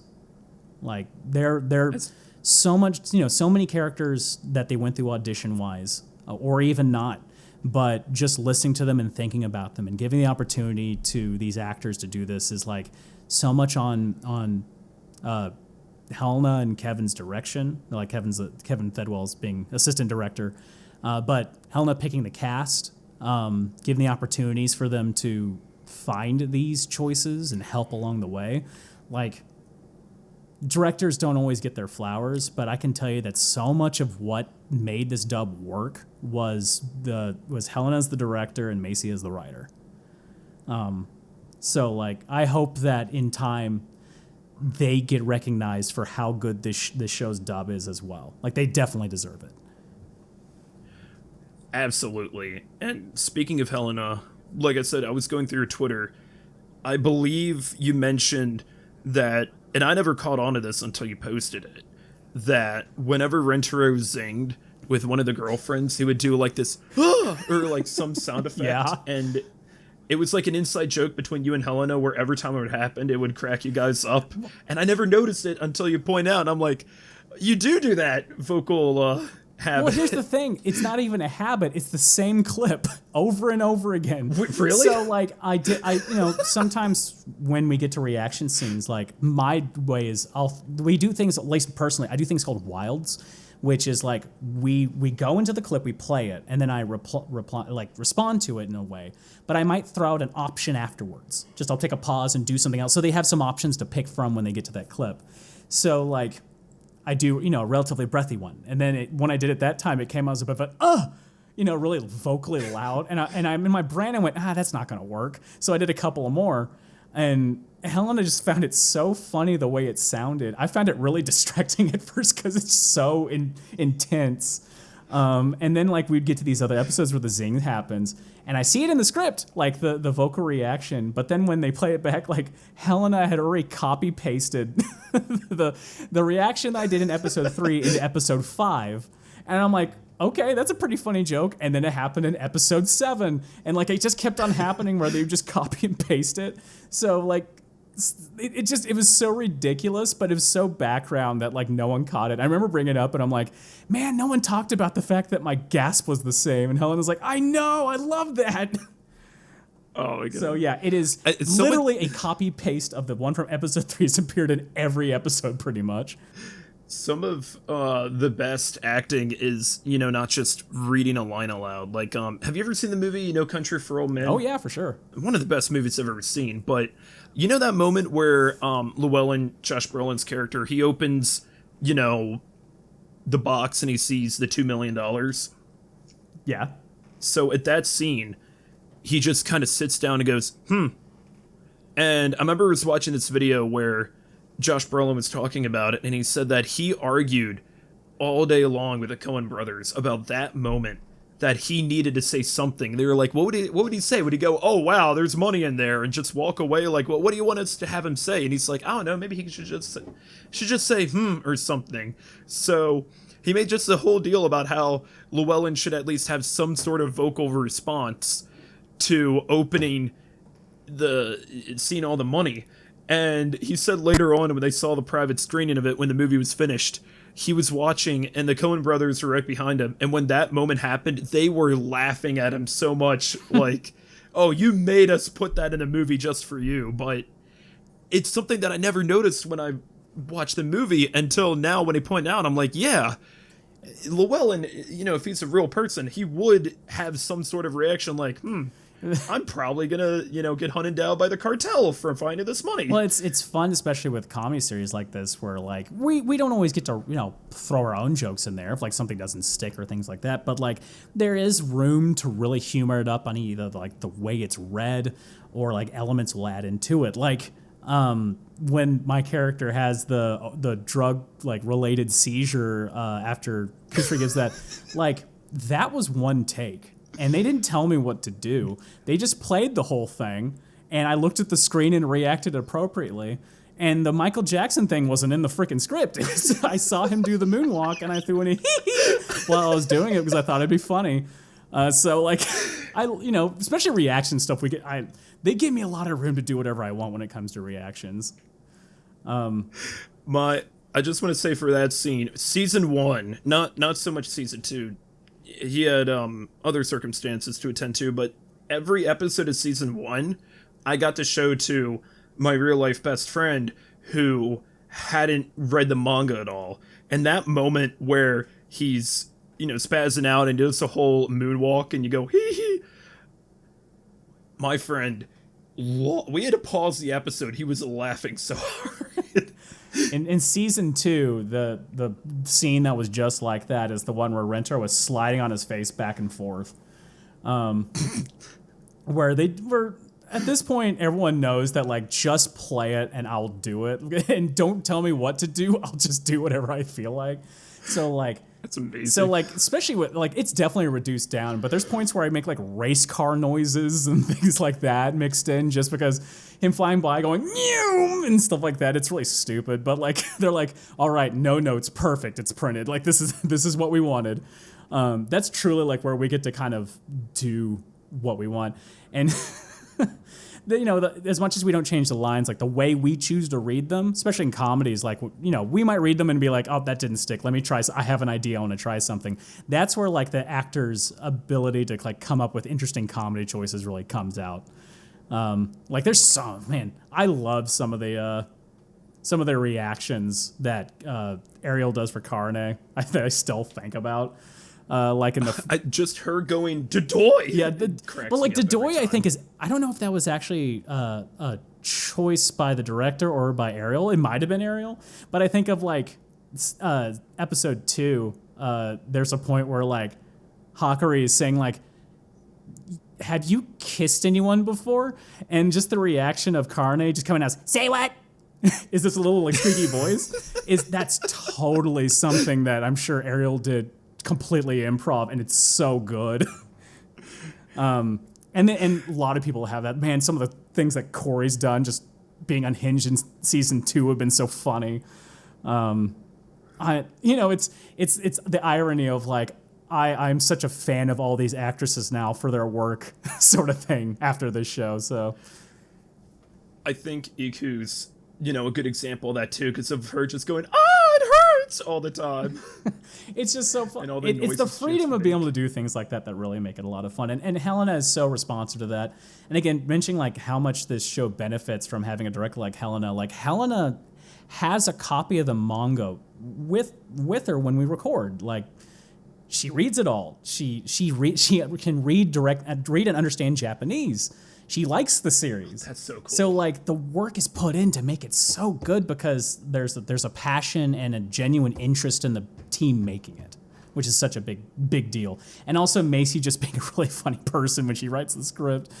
It's just that's why I'm saying like they need their flowers. The reason this is as good as it is, beyond us giving full pelt as actors, is like, man, the director, the writer, the engineering team, like mixing the quality of our takes well. Like it's a team effort to make things like this for sure. And some of those teams don't get as much flowers as they deserve. Absolutely. It's more than just, like I said, it's more than just reading lines. So much has to come together, and you only have a week to do it too. Yep. I did find it funny that recording that last episode with a monologue on it was a unique experience. Because leading up to the week of it, like the entire writing, it's like apparently the entire writing team was on it. They didn't know how to do it. So whenever I actually finished the monologue, unedited for the episode, Macy and a few other writers actually went into the studio to listen to the whole thing. like unedited in all of its length and things like that. Just because it was such an interesting process to get that all done. Even the engineer was like, Travis, what do I do for this? And I'm like, we'll figure it out. Like, none of us knew how to do it. It was such a unique situation. That was also the time we managed to fit a Macy Ann Johnson joke into the episode too. I did want to ask about the monologue. First, I just want to give you, your praise for doing the whole thing. That I think that same day, my dad actually swung by to visit me real quick, and my dad knows about 100 Girlfriends at this point. His real life best friend actually got into this series because of my videos, and that's cool. That's so cool. Yeah, he my dad is the coolest, and he's watched my video reviews even though he hasn't watched the episodes, and he's like, yeah, I'm not too sure, what they're supposed to be about. And I'm like, they're meant to be watched after you watch the episodes, of course, but he still really likes it. And I wanted to show him, I'm like, let me show you the speech. So I sat him down and I showed him the entire thing and how it was sped up, and the look on my dad's face as he realized what was going on, and then his eyes opened up, and then the subtitles just kept going and going and going, and just the wall of text behind him, and he cracked up realizing, what is going on here? I've never seen this before. So it was definitely a thing. Like, everyone, even like actors, act like, so did you actually do the whole thing? And I'm like, yes. Actually, the monologue in the anime is longer than the one in the manga. Yeah, because they added Mimi and Meimei, and it was written by Nakamura too for their parts as well. Mm-hmm. And for the go ahead. So it was one of those things, especially because as soon as I got the role, people were already saying like, hey, you're going to do this, that I knew for a fact. I'm like, I can't half-ass this. It's not allowed. If people found out that we just did like a tenth of it and then just added a bunch of blah, blah, blah, people would be furious. Especially after Wataru did the whole thing too. Like, I'm like, well, the bench has been set. I better do it too. I do have to ask, since the Blu-ray for the Japanese, will have the full monologue from Wataru, is there going to be a way that we're going to be able to hear the entire monologue from you? I got no clue. Fair enough. I'd love to think so, but like, there's no way I would know that. I would hope so. But at the end of the day, I can't answer that question because even I don't know. I'm not going to say yes or no because I don't want him to come in an impression that like, well, if Travis said it's got to be true. I would hope so. I feel like it'd definitely be good for that. I can tell you that how long was it sped up? Like 90 seconds, maybe 120 seconds, like almost anywhere between a minute and a half to 2 minutes, right? Yeah. So the unedited audio came out to being about 15 plus minutes. Dang. Of nonstop talking. Dang. So I will say there hopefully it gets unedited because there are some like jokes that I put in it. Some of which is like me doing impersonations of some of the other characters and stuff like that. And there's one line that caught me off guard where literally like near the end, it's like, and I love how Travis is almost done with this monologue and stuff like that. That's amazing. So my name is in the monologue somewhere in the sped up part. That's so funny. For the record, in the manga version, the fastest I've read it was like 19 minutes. So the extended version, I will say you've done much better than I like did. You can. I mean, if you decide to read it like a medication thing, like Get there. I guess that's good. Like you're definitely showing being able to do it at a speed, but like. It's him showing his love. I had to like deliberately perform every line. So like it's everything sounding, I love Hakuri because of this. I love Iku because of this. And like it just went. So like all of them are all lovey-dovey. So it's all lovey-dovey stuff. I can't say I got pretty lightheaded doing it for long terms because it's something you don't necessarily think about. But my output of oxygen was defeating my input of oxygen. I was saying long lines, quick breathe, long part of the line, quick breathe, long part of the line, to where my breathing was not catching up with what I'm having to say. So there's points where I started definitely getting lightheaded doing that. Voice acting could be a lot of physical work. Like I remember at a convention one year, I went to a Bryce Papenbrook panel, and he was talking about how he one day had just finished. He spent the whole day recording voice lines for Call of Duty, and that's just getting shot at like for 6 hours. And he was talking about how somebody asked him, so how'd it go when he was done? And he went, oh, went great, man. He had no voice afterwards because he threw it out yelling that he was getting shot at for 6 hours. Oh, video games are real tough about that. I mean, anime does the same thing where I've left sessions where they're like, you did a good job today. And my voice comes out as, yeah, thank you for having me. This is about as much as I can talk. Like, there's been a number of 100 Girlfriends episodes. I could definitely say the last episode of season 1 where he kept on screaming because he thought he saw ghosts. Like, by the end of that, I'm just like, I need to go home. I'm done. That's one of my favorite characteristics of Rentarou is that he's afraid of ghosts and it's a part of his character. He's afraid of ghosts, but then when he actually met a ghost, it didn't scare him at all. He's afraid of the concept of ghosts, I guess. Yes. So I do have some questions that I asked people online. So the first few are from my YouTube viewers. Which moment in season 1 and season 2 had you laughing the hardest? Let me think. You know what's so funny? The season 1 one had nothing to do with me. It was from the swimsuit episode, and it's Rico's performance as that dude bro doing the monologue about squeezing boobs. Oh my god, that was expanded on from the manga too. It is like one of the funniest monologues I've ever heard Rico do. And everything was funny about it. Just hearing all the different ways to say, breastises and things like that. It was just so over the top and funny. That was a good one. Involving at least probably more of the actual everyone else. Let me think. Goodness. I have to go through all the episodes in my brain, all 24. I do love a lot of the shenanigans that happened. Honestly, like the whole peeping scene in episode 12, the one where I was screaming a bunch, was super funny. Oh my god! Just the pacing of it, the Sushisuka, and things like that, along with like the 007, the Mission Impossible music, and it was just one funny thing after another involved with that whole scene. It was a cool role reversal because every single anime has that one scene where the guys have to go be peeping toms on the girls at the hot springs, but here it was an actually funny role reversal done. Say no to degeneracy. I did like saying that. And you had to give a talk to Hakuri and Hahuri after. Yep. Some of the little background lines I said in episode 5 during the date with Nano were a lot of fun.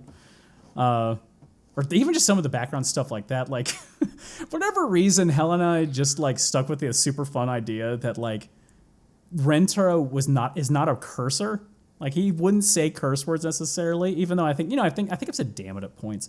But we'll get to those points where in the script it'll say shit or damn it or things like that, and then we'll think of, well, what's a really goofy, lame way to just change this? So I know in the Nano episodes, saying things like "oh noodles" and things like that really always make me laugh. Or in the zombie episode where I'm like "Zombarnet," it's just so stupid, but it's so fun to do. There's so many little reaction things to record like that were a lot of fun. I do want to say real quick in the zombie episode, Cassie was Nano's voice actress, right? Yes. Her going choo choo in the same cadence as "Here's Johnny" kills me. Or kiss. It's very good. Kills me. That is one of the sections where I got to add my own joke into it, which was the "hang in there, no pun intended," was totally me. In season 2, let me think of the ones that really got to me humor wise. I find the whole series to be super funny, which is such a lame answer. Yeah. But thinking recently, it's stupid, but all the communication in the Mei episode, but your bangs things back and forth were super funny. But their bangs though. was just screaming at full voice out for that. It was a lot of fun. That's one of my favorite. There's like a catchphrase or running gag with every girlfriend in the series, and one of my favorites in Mei is Mei just going, "My bags!" Or just having Kenny James do the "Hit Me, Baby" one more time as he's flying away. He did. He did sing that. Oh my god. Helena fought for that to make sure that worked. Or in the food fight one, where the bunny announce girl said, "Let the bodies hit the floor," and that actress fought to keep the cadence of the song in there. So there's a lot of little inside jokes like that I really like. So good. Damn, yeah, that's honestly as an actor, the things that makes me laugh the most is when I find all the little inside jokes that all the performers or the writers or the director put in there. They're all little gems mixed into this stuff, and there's so many. It's one of those things that if I do panels for this and everyone asks, it's like, oh, just you wait. There's so many little jokes you guys I'm sure have missed on only single viewings or even double viewings. It really rewards watching in not only multiple languages, but just rewatching in general. There's so much you can pick up. And I love that. It's little minor things like when I play fetch with May, and there's a point where I'm running towards a stick and I bend down with a, yeah. You could kind of hear me in the background like really vibing into it, and that killed Helena when I did that.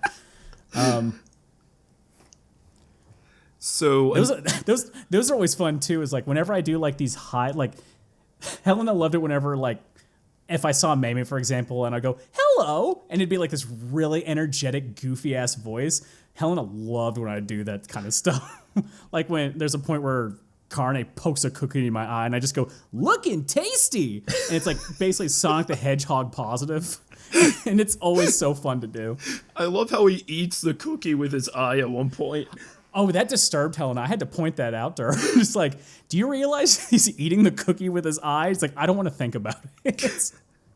I remember that one chapter in the manga where every one of the girlfriends made bread for him, and Karna actually puts it in his mouth, and he's like, "You didn't put it in my eye for once." Well, it's all the little jokes that get me, like in the Iku episode where they're doing that stupid like cross-leg walk for no reason, and no one points it out, which makes it even better.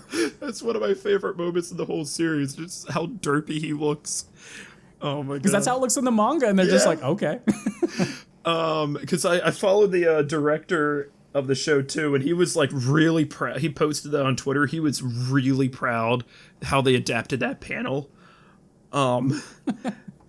Yeah, to answer your question, for me, so many of the ones that still get me to this point are the little ones. Like the little jokes, like the broad strokes are all funny, but to me, especially someone who's seen the episodes multiple times, interacts with things, it's always the little moments that get me every single time. Oh, for sure. Now here's another question I have for one of my viewers, and because it's a popular meme right now, they wanted me to ask, who do you think would win in a fight between Rentarou and 100 gorillas? Depends. Is the gorilla his girlfriend? What if it's the leader of the Gorilla Alliance? And her goons. So Rentarou versus the Gorilla Syndicate. Yes. Rentarou is capable of winning, but would lose.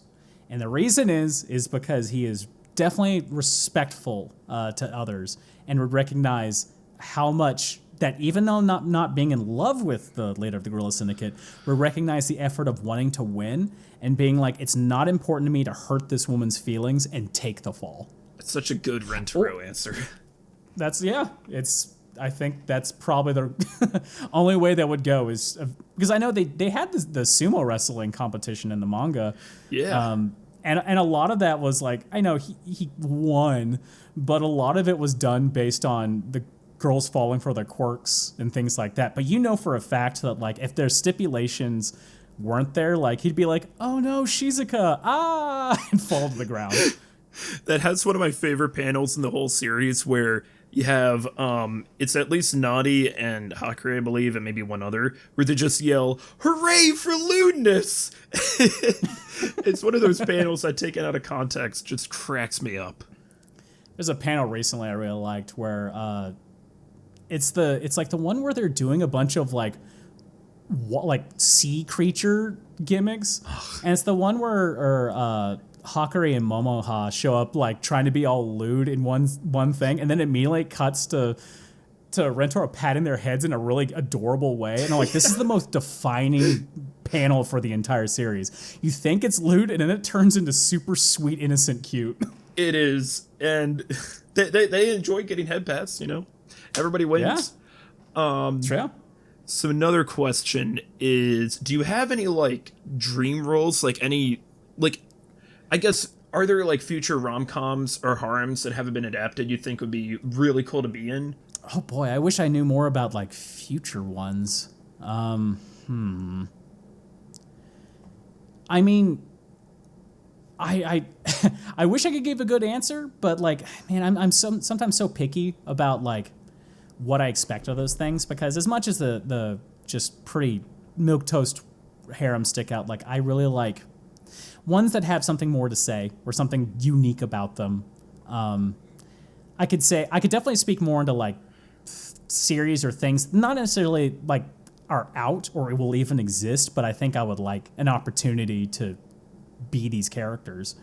One is there is a game that came out on Dreamcast and GameCube called Skies of Arcadia. And it's my favorite game ever since I was a child. Nice. And I would love the opportunity to be Vice, the main character. I think that'd be the coolest thing if they ever remade it, which I doubt it. But if it ever did, that would definitely be one of them. You never know. I never. Sorry. No, go ahead. Yeah, you never know what's going to be remade. I never thought they were going to remake Shin Megami Tensei 3 Nocturne and add voice acting, and they did. Yeah, that's true. Yeah, I guess you never know. For me especially, like, like I guess I don't spend enough time thinking about like, oh boy, I want to totally be this person, because man, anime like coming out moves so fast. Like, I can sit there and be like, hey, when I auditioned for Chainsaw Man, I would have loved to have been Chainsaw Man because the cool opportunities and the cool show that it is. But like next year, the next show just like it comes out, and there's another really interesting character to try. And so like there's always so many cool, interesting things that come out. And I'm not always looking to like get into the popular shows either. I mean, I'd love the opportunity to like, I would say more in a vague sense, I would love to voice like a lead shonen protagonist. I mean, I think most people would, but I feel like I would have a good voice for it. Like a battle shonen? Yeah, like a battle shonen. I think that'd be super cool. But I also like shows that like really are pushing the envelope on art ways. Like I came from both being a film major and a musician, so like I'm a big sucker on like writing concepts, the music and things like that, like the artistic sets of that. So like when a show really kind of pushes into the realm of almost being cinematic and like truly something special, I love to take notice of those sorts of things. So like if a show comes out that really like has interesting, well-written, like fleshed out characters, that's for me. Like I enjoy the acting part. So if you give me a character that is well-written, I'm all about it. That's where my obsession hits, for sure. Again, another kind of vague answer, but again, I don't really think a lot about like specific characters except for that one. I would love to be that one because it's one of those like, I don't know if it'll ever happen, but if it does, at least let me audition for it. Hey, I totally get that. Speaking of a cinematic anime, have you seen Shoshimin, How to Become Ordinary? No, I haven't. I don't think I've ever heard of that one. I don't know if it has a dub or not. I think it does, but it's made by I think it's either a manga or a light novel. It's created by the same guy who made Hyoka, and it's got its season 2 airing right now, and it has that very cinematic feeling where like it's got the black bars like you would see in a movie in each episode, but it's a mystery series. However, the mysteries it features usually are like very mundane, and it just builds on itself. So that's I like anime a lot like that too, where it tries to, some people may call it just, art house or schlock or whatever, but I like it when it's really trying to push the envelope of what we understand of when we think of anime. Like, most people, when they think of anime, want to think of Shoshimi and How to Become Ordinary. And Yeah. it just makes me like it a lot more too. And that's just one that's airing right now that I thought of. Well, I also, anime pretty consistently tells stories from the perspective of teenagers. Yeah. So, and whenever they come out with a well-written show that has like adult themes, and I'm not talking like perverse themes, but just like the mentality of being an adult in an adult world, or like even ones that don't necessarily focus on ageism, but just like an interesting story where the fantasy is self-contained within itself and is well written. Like, I'm really looking forward to that Witch Hat show coming out, because I feel like it's going to be one of those where it's just like, it's a unique concept and it's well written. I felt the same way like when I started seeing things about Frieren, for example, where it's like, it's not telling a story based on the unique perspective of a 17-year-old's journey through high school and growing up and figuring out life. I like seeing the journey of someone who at one point had their life figured out and still has to change.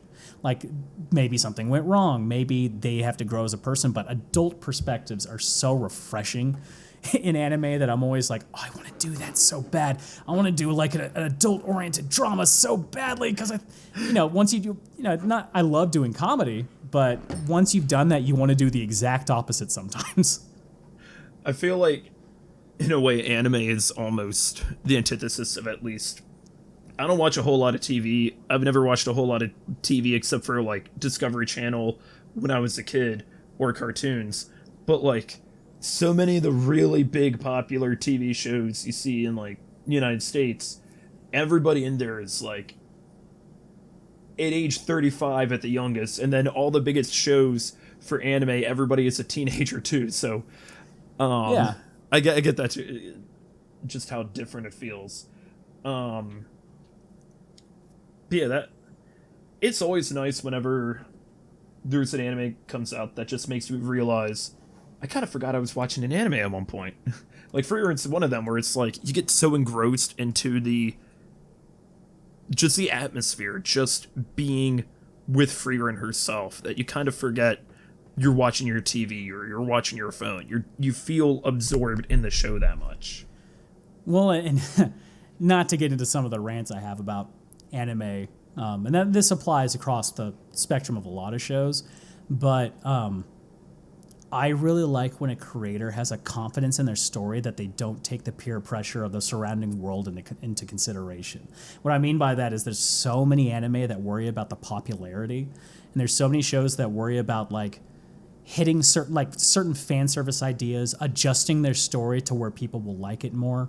Like, people that like work hard to like, oh, these are the most popular characters in the show, I better put them more in it, or things like that. I like shows that have the confidence to be able to tell the story they want to tell regardless of anything. Which there's a few fantasy series that definitely I think fit. I think Frieren kind of fits that way. Yeah. Where it's such a tale onto itself, and it's sitting there not worrying about telling the story any other way than its own. And it makes it so interesting and engrossing. Like, you don't have to think about how the way that stories can feel kind of inconsistent when people forget about caring about everything, that they only start caring about, hey, how can we pair these people together because the audience loves it and stuff like that. Like, I don't like that kind of stuff. I want good, it's basic. I just want good stories told that I can just lose myself in. One of the best examples I could think of that is one of the best anime I've ever watched is Durarara. See, I was a big Baccano guy, so I can totally get that. There you go. And like, something I love about Durarara is that there's like 17 main characters. There's no one main character. Every episode has a different protagonist. And I've never, like, it kind of has a Tarantino kind of feel, like, Pulp Fiction, where you don't really know who you're supposed to be following, who you're supposed to be rooting for, and just seeing how all these plot lines, all these stories come together like that, it really brings you along for the ride, where you're just as involved as any one of the characters are, which I think is awesome. And there's few series that are kind of like that. But yeah, it's honestly, I think because I was a film major, it makes me relatively picky what shows I watch. And sometimes when it really starts leading into the stereotypes of anime, I kind of lose the thread a bit. Right now, and at least what I'd consider the intriguing show that I'm watching now is 86. I love 86. I won't spoil anything, but it's an all-time favorite for me. So yeah, I've been watching that recently, and it's one of those things where it's like there's some of that quirky anime stuff every now and then, but I'm so invested in the lore of the world and the morality concepts and things like that it gives me a reason to watch and want to know more about the story. And that's so important, is like, give me a reason to go into the next episode. Give me a reason to care about these characters. Give these characters agency. That's a big thing for me. And that's, again, probably one of the reasons that, I really will defend 100 Girlfriends in ways, is that it's not always plainly apparent, but like every character has agency. Every girl has agency. Yeah. And that's not always the case for harems. Sometimes, again, they feel like set dressing, or like, again, like the competition. Like, do you pick the girl with the red hair who's angry, or you pick the girl with the blue hair who's shy? And that's their whole thing. But no, these are like making the effort to show faults. They're willing to show more depth to characters and give them their own journey and their own thoughts, even though sometimes they lean in comedy and kind of go backwards on that. But again, it's a comedy. You gotta give it a break sometimes. But yeah, giving characters agency is so important. That's why I'm a big staunch defender of One Piece. They give almost every character agency, even the villains. Now, I haven't followed One Piece since I was like, I don't know, in 5th grade or something, so I have to take your word for it. I used to be really into One Piece, and I cannot tell you where I left off because I don't remember. But like, my sister is a massive fan of One Piece. She's current with the manga, and that's something that she really loves about the show and raves about it. It's just how it feels like Oda planned everything out decades in advance, which is wild when you consider how many moving parts are in the world. When something happens, there's a reaction to it. There's a consequence, because it's a living, breathing world. When you write, you do find also that the more you write, the more that coincidences start becoming less coincidental, where you'll write something about the world or about a time or things like that, and then when you're writing a character, like, it just makes sense. And you didn't do it on purpose. It's just the way that it came out. I know, like, he talked about a certain character where he's like, I'm a character named Law, where he went, I don't know what's going to, like, I didn't plan anything necessarily for this guy to be anything major. And then he became one of the most popular characters in the series. And it just became because what made sense in the plot at the time is me writing this character, and everything that I said about him just started clicking together with the plot and the lore. And that does happen. I love that kind of aspect. And when you write a 25, 30-year-long epic, that's going to happen. It makes it feel more realistic, too, because, like, do you follow sports at all? Yeah, I do, somewhat. So you're based out of Dallas, right? Yes. Are you a Cowboys fan? So Cowboys fans, and I think every Cowboys fans can say this, Cowboys fans both love the Cowboys and hate them, and yeah, I'm like that. Every Cowboys fan I know is like that. I cannot invest myself in their successes when they beat undefeated teams and lose against like loser teams. It's just how they are. They're unpredictable. They almost do everything stupid. Yeah. But then like you hope for them to be in the Super Bowl every year. That's me. Because like the reason I bring it up is because, you know, all these moving parts have agency. All these people are part of a team.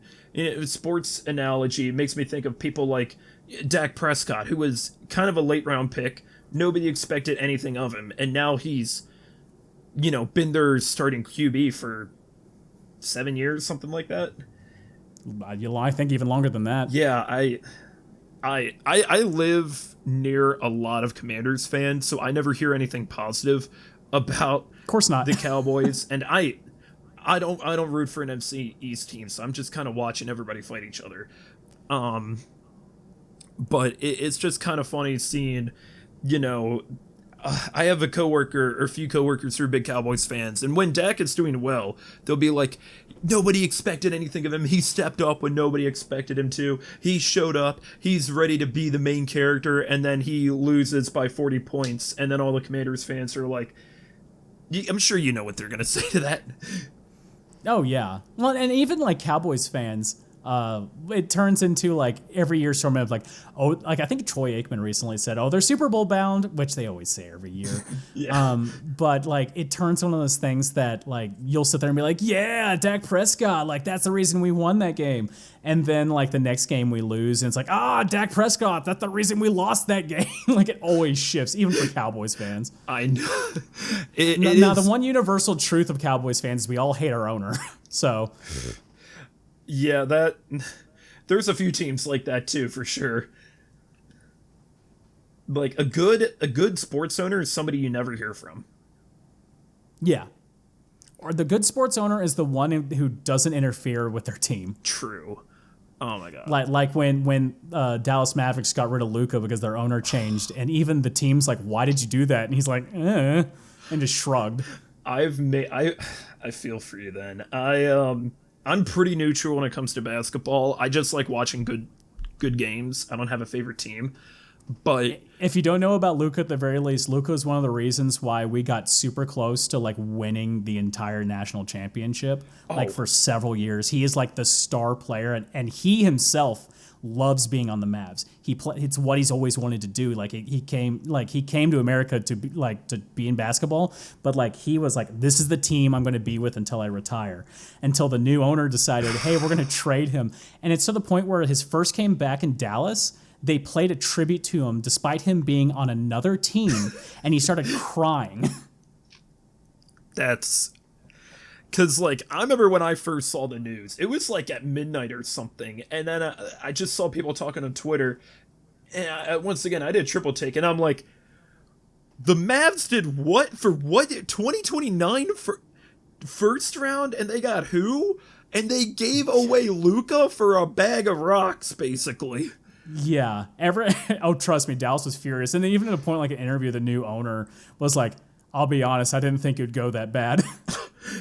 I made a few comments about it in some of my 100 Girlfriends episode reviews, and one of my viewers commented like, "Man, I was watching this to get away from the news. Why do you have to remind me?" And I'm like, "I'm so sorry." Well, it's like imagine like whatever team you're into like has the team that is. Oh, like they might have lost this last year getting a national championship, like barely, but like just give them, like with a lot of teams, just give them another year. They'll be good to go. Everyone's going to be healthy. We got this. And as soon as they were ready for that, they got rid of the reason we got there in the first place for like no reason. Like I personally, I'm a Ravens fan. And if we ever got rid of Lamar in the same way, I don't know what I'd do for myself. I'd probably just start watching hockey.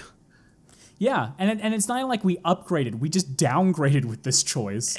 For a 2029 first round pick, like 4 years from now. And it's for a player who wanted to stay here. Like he didn't want to leave.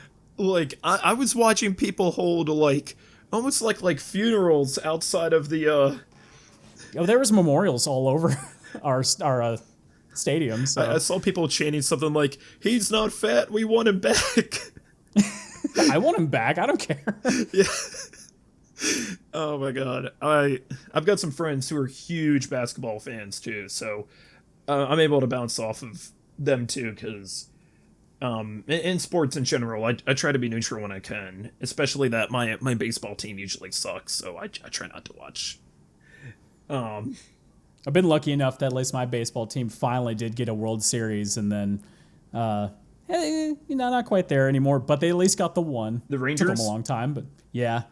That was pretty cool. But the Orioles, I can't even, man. I can't even, like, I get too depressed thinking about them.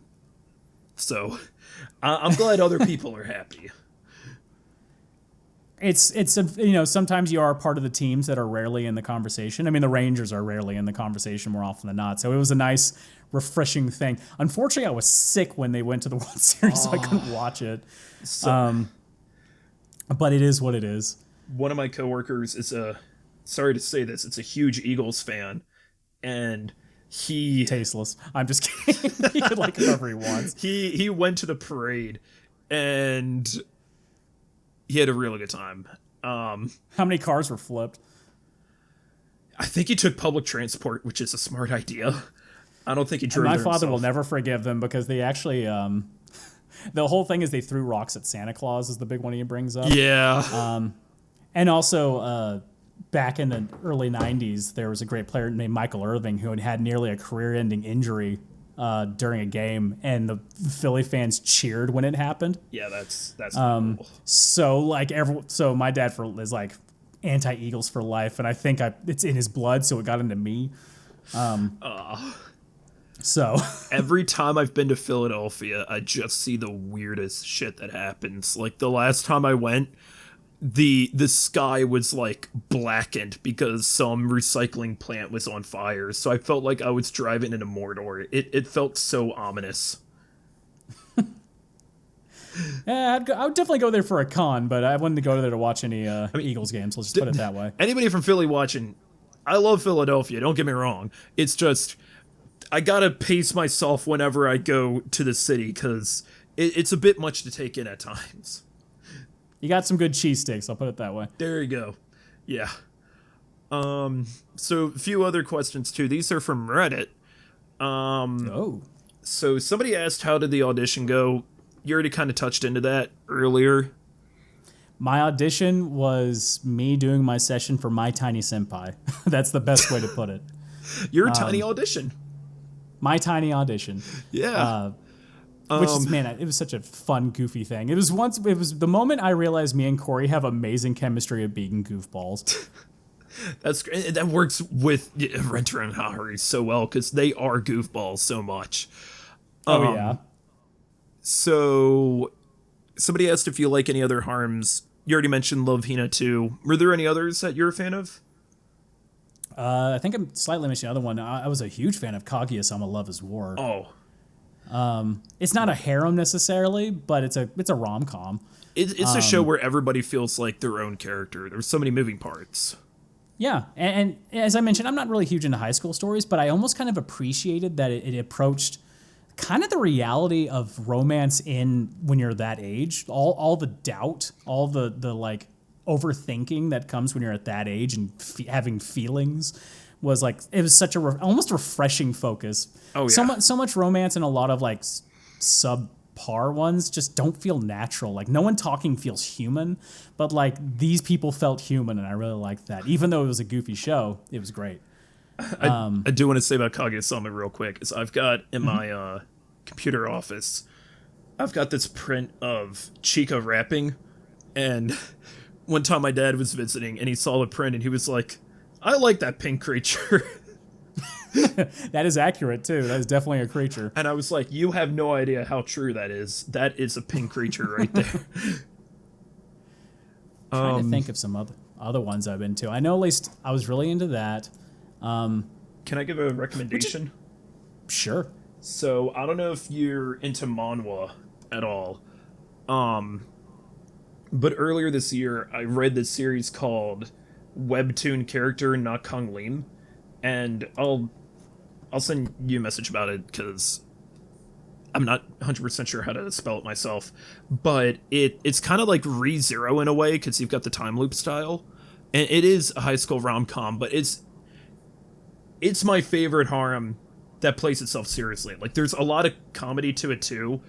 It can be pretty funny, but there's a lot of serious moments too, and it's written perfectly. Like the main character, once again, in my opinion, what makes a harem great is when you have a great main character. And Nakang Lim himself is an incredible MC. How he's kind of thrust in the situation he never expected to be, and now he's in a time loop where he has to do all these insane feats in order to not only get out of it, but to save the girls who are part of it. And I don't want to say any more than that because I went in knowing absolutely nothing, and it blew my mind.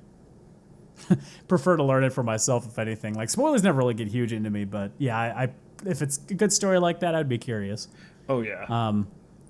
I would say I'm not really someone who sits down and watches a lot of harems or reads a lot of harems, but like I definitely get the concept. Like, most of them aren't quite up my alley, but the ones that I do like, again, have interesting characters or interesting plot situations like that. Yeah, I would say if there's any one of them, I would say Kaguya-sama Love is Word be the one I'd talk least romance with. There was a shoot, I'm trying to remember the name of it. It was a little bit of a guilty pleasure one that I ended up liking. It's about this woman in her 30s who gets into an MMO, runs into another guy who's in his 30s who has an MMO, and they end up falling in love. Recovery of an MMO junkie? It might have been that one. There's also My Love Story with Yamada-kun at level 999. Oh, and there's also the one about... I'm really bad with names. There's the one about that super giant dude falling in love with that little... Was that My Love Story? My Love Story, that's the one. Yeah. What I liked about it was that so many stories love to end the story when the love is formed. I liked how like the love was formed in like the first episode, and it's more of like watching how the relationship goes from there. It's so nice. It's so, again, refreshing to see when it does that. Oh yeah. I right now I'm watching Aharon-san season 2, and that's in the same situation where you've already got the main couple together, but now we get to see like what life is like together, and that's, I don't know if you've seen that series, but that one is so funny and so wholesome at the same time. So another question is, this is a good question. Somebody said, would you be willing to do the speech in 20 years or so when we actually have 100 girlfriends? It might sound a little raspier, but yeah, I'd be down for it. I would be curious. I mean, if we're based on the fact that it's like 11 girlfriends that's 15 minutes long. If we're doing the math, that would be a 2-hour long monologue. At the end, you're going to be sounding like Marlon Brando in The Godfather. And then there's Carne. My throat's just completely swollen. I love Hakari because she's screw it. You did a much better Marlon Brando than I could. Listen, I mean, with how much chewing voice acting that I had to do in 100 Girlfriends, I know how to sound when you got things in your cheek. But yeah, I'd be. I mean, if they'd managed to get to that point where it's animated that long, which again means that this show would be a good amount of episodes long. I mean, that'd be a interesting legacy that I lead. That's for sure. Nobody could ever take that from you. Nope. It's already one of those funny things that it's already become that thing where it's like that this character is what I'm known for, which is wild. Somebody also asked what, you kind of already answered this too when you were talking about it when you had the flu, but what the most challenging part to perform was? In general. I mean, physically the most difficult was any scene where there was like an intense amount of like screaming overall, because I go pretty full bore, like pretty strong for those kind of things, because the loud big reactions are humor, they're funny, but like you have to keep in mind some of these I'm having to do like multiple times to get the right one, or something was missing, or we want to do little changes like that. So like all the screaming you might hear like in the last episode where he's doing that scream crying, trust me, I had to do those cries like 3 or 4 or 5 times each. Oh man. Or the screams I mentioned during the ghost episodes, that was, we could rest it was, but like multiple screams. Oh, that scream wasn't long enough, we have to do a longer version. That kind of stuff. That part is really tough.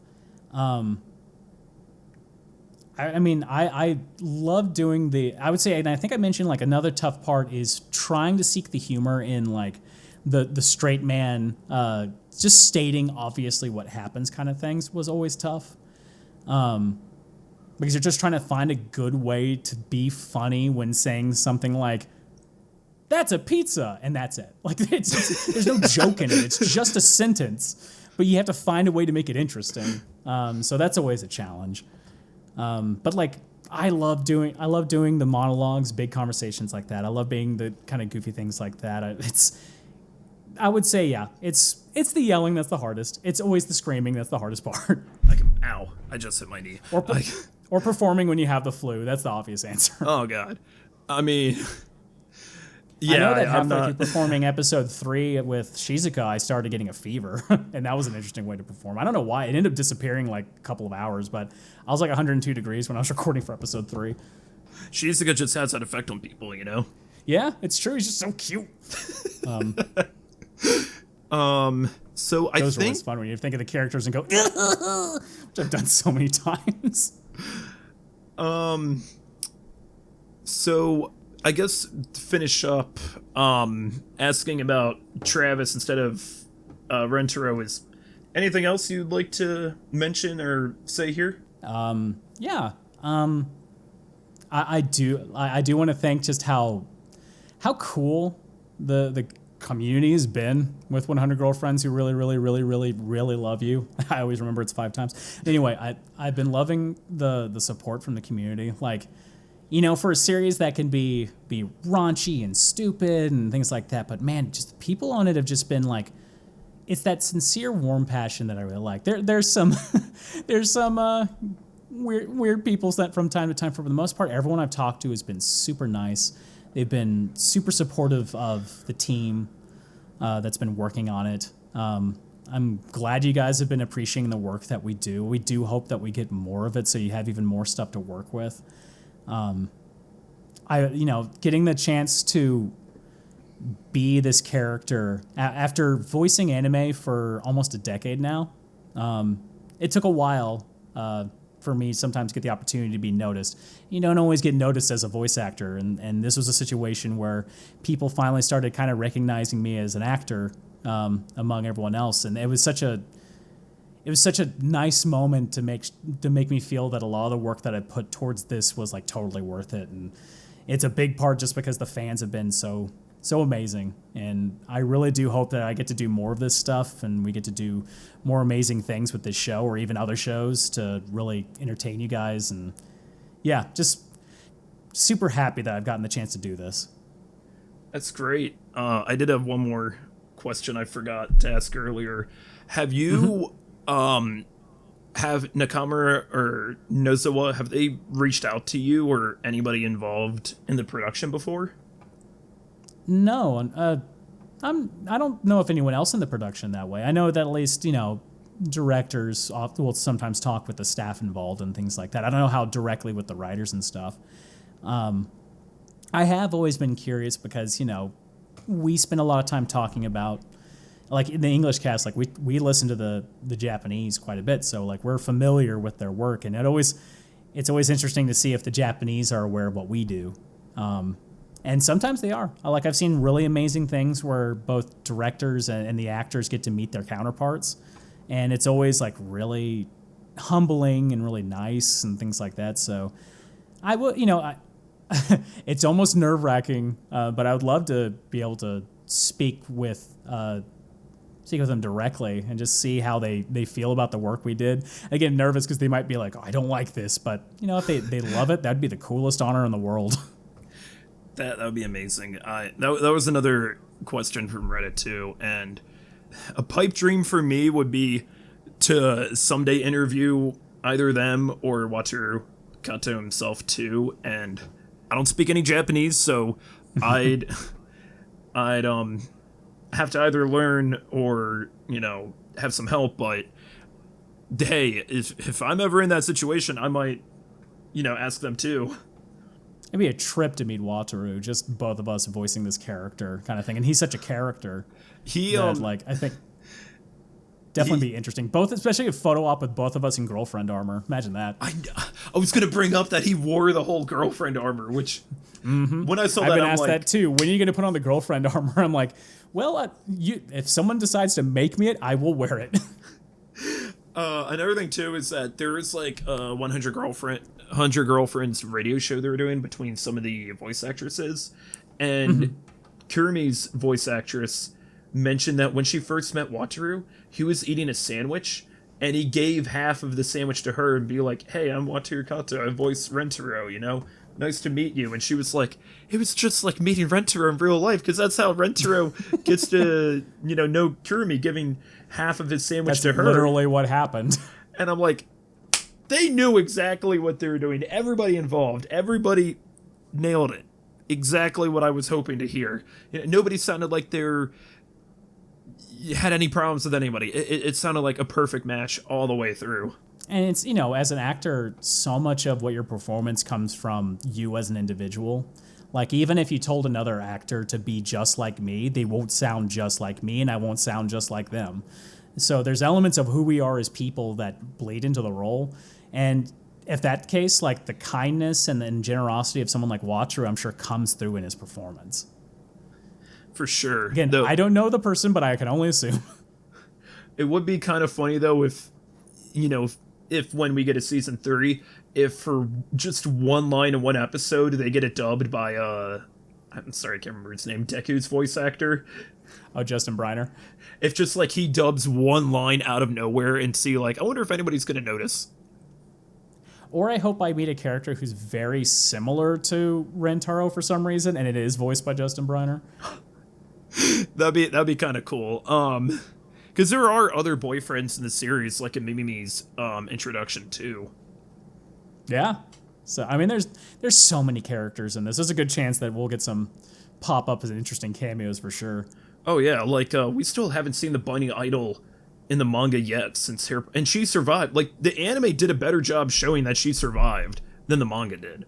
So maybe in the future she'll be like girlfriend number 72 or something.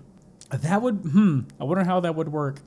I did bring up on a non-subject on that, at least theory-wise, is that I remember during the Mei Mei episode where Rentarou threatens to jab his eyes out. And I looked over at Helena during the raid, and I'm like, would that mean that he kills the rest of his soulmates? Because he can't zing without his eyes. Let's just hope Rentarou is being metaphorical at that point. Yeah, has he thought about this? I mean, he managed. His eyes are dangerous. He managed to somehow get copyright-free Iron Man's gloves, too. And brought him to a sleepover for some reason. I made a whole joke about when I reviewed that episode. Oh, I guess he's an Iron Man main in Marvel Rivals, and I hate fighting Iron Man in that game. I don't know if you've played, but he's so annoying to fight in that game. I remember another thing that was brought up that I think would be really interesting is that someone brought up the theory to me that, like, the 100th girlfriend, what if it's just Rentarou looking at the camera, zinging, and then everyone who's read or watched it is his 100th? And I'm like, I hope it's that. I've read, like, discussion threads from the early days, and that was what everybody thought, because back in, like, 2020 or so, when the series is pretty new, the prevailing wisdom was that, oh, we're gonna get a new girlfriend every other chapter. No, nobody saw what was coming. Nobody knew that 5+ years later, we'd finally get to a third of the way there. Yeah, this is going to be a long series because they're 1/3 there at chapter 200 something. By this pacing, it's going to take 600-700 chapters, something like that. So we'll see. My thought is that they're probably going to go for 1,000 just for an even number. Kind of like how Komi-san went for 500 exactly. And I don't know if that was intentional, but yeah, they might go for an even 1,000. The 100 girlfriends who really, really, really, really, really love you in 1,000 chapters. Because then we'd have the girlfriends introduced, and then we'd get enough time to develop girlfriends like 95 through 100, because they wouldn't have as much screen time. Well, that's why I think even making the 100 girlfriend the audience is good, because they don't have to develop that. They can make it like chapter 999 of the audience is girlfriend 100, and then the last 100 is like the marriage of all of them, and the end. And it would be this big, sweet, like, crescendo of everybody won, everyone kissing, the world loves him, woo, the end. He's built an empire. He's gonna have more kids than Genghis Khan. And then the negative person brought up the one where he's just going to turn into, like, get all 100, and then he's going to pick one and 99 girls die. Oh, no. It was a horror manga the whole time. He gets the angry smug look and decides to just pick one. Maybe they could do something like in Wayne's World where they have all the fake out endings before they get to the real one. Let's have the Scooby-Doo ending. Or maybe they can have the end of Evangelion where all the girls turn into one giant girlfriend and the world ends. That's the 100th girlfriend is the third impact. Is the world. Zworldo! That's... There could be they describe parts of the world as like the eye of the world. What if he locks eyes with the eye of the world and falls in love with the world? One other question I had. What would you like... So we've seen 33 different personalities. What kind of girlfriend would you like to see happen in the future? Boy, that's tough because like just trying to think of all of them that would be... Trying to figure out all the options. You know what would be a fun idea? One of them is a straight up alien. I wanted to see that too. I'm like, we had the Like UFO. a girl from outer space or something. Even if the idea could be it's actually an alien or just a girl who thinks she's an alien, I think would be a lot of fun. That would be in line with 100 Girlfriends, where you have one who's thinks she is. If she is an alien, you could make a bunch of plots where they travel out of world. Yeah, cause we already had the alien with Yamame's chapter from last year, I think, and sure they weren't very human. They learned how to become human-like because they learned what kissing is from Rentarou's family, which is hilarious. Yes, but yeah, like ever since the beginning, I've wanted to see an alien girl and see what they can do with that. So I think that the chances are pretty high there. I'm hoping. Again, even if it's just like the similar thing with like the cat girl where it's like, I just think I'm an alien, or the bard who thinks that she's a bard. Like, I'm totally down for that kind of thing. Plus, just so many jokes could be made of her just like being a normal person and being like, I don't understand your language, but like literally speaking Japanese kind of things. I feel like there's a lot of funny things they could do with that idea and spread out the ambition of like the world can't hold down Rentarou's love, but let's see if the universe can. One thing she'd have to do is also fall in love with a god, right? There's a god of love. We have the god of infinity too, so yeah, we could see that. Oh, yeah. There's going to be another god thrown in where that happens. Oh yeah, or what would be funny is if one of the soulmates is the god of love's like granddaughter. Oh yeah, that's probably gonna happen, honestly. Because I love how he's such a recurring character, and every time he shows up, Rentarou's like, "Not you again." The hatred is at this point. I feel like Rentarou's hatred, despite all the work he does, like he should be kind of thankful to what he's got because this is exactly what he wanted. Well, in a twisted way, it's like the monkey's paw curls, you know. Yeah. Oh, for sure. I wish I was loved by 100 women. Well, what do you know, buddy? So there's simple answer, alien and goddess. I personally am really rooting that, like, I've read this amazing fan fiction where it was Uncle Hiro, Chio's dad, got isekai'd, and because he kept getting hit by trucks in the manga. And he got isekai'd, and he was like, oh, sweet, I can't wait to go back home. So he, like, speed ran the isekai adventure to defeat the Demon Lord. And this guy wrote into, like, who was part of his party for the isekai adventure. And at one point, he wrote in that Denji from Chainsaw Man was just part of his group for no reason whatsoever. And why not? It was very in line with 100 Girlfriends. And then it ended with him defeating the Demon Lord, and a portal opened up, and he came back to Earth to hang out with Rentarou and Chio, and the Demon Lord, who was Demon Lady, like a succubus queen, came back through the portal with him, and then she zings with Rentarou, and she's one of the girlfriends. Okay, I got two more that popped in my head. One of them is really, really out there. Number 3, a ghost. Yes! Oh my god. What if there was a girl who was a ghost and that happened? I think you could do some really interesting conversations about death. There's a lot of humor that can be involved with the Halloween aspect of being spooky. We need to see her interaction with Era. I just need to say that. Oh, yeah. I feel like it's a good opportunity for that. The other one, which is way out there, which just popped in my head. What if Rentarou, then this is totally possible in 100 Girlfriends. What if Rentarou at one point is reading a manga, and for some reason the heroine in the manga is alive, and they zing because he looks at her in the page and he falls in love with the manga? It would be like a Take On Me music video situation. Yeah, well, just also like, this is my girlfriend as he holds up a volume of a manga.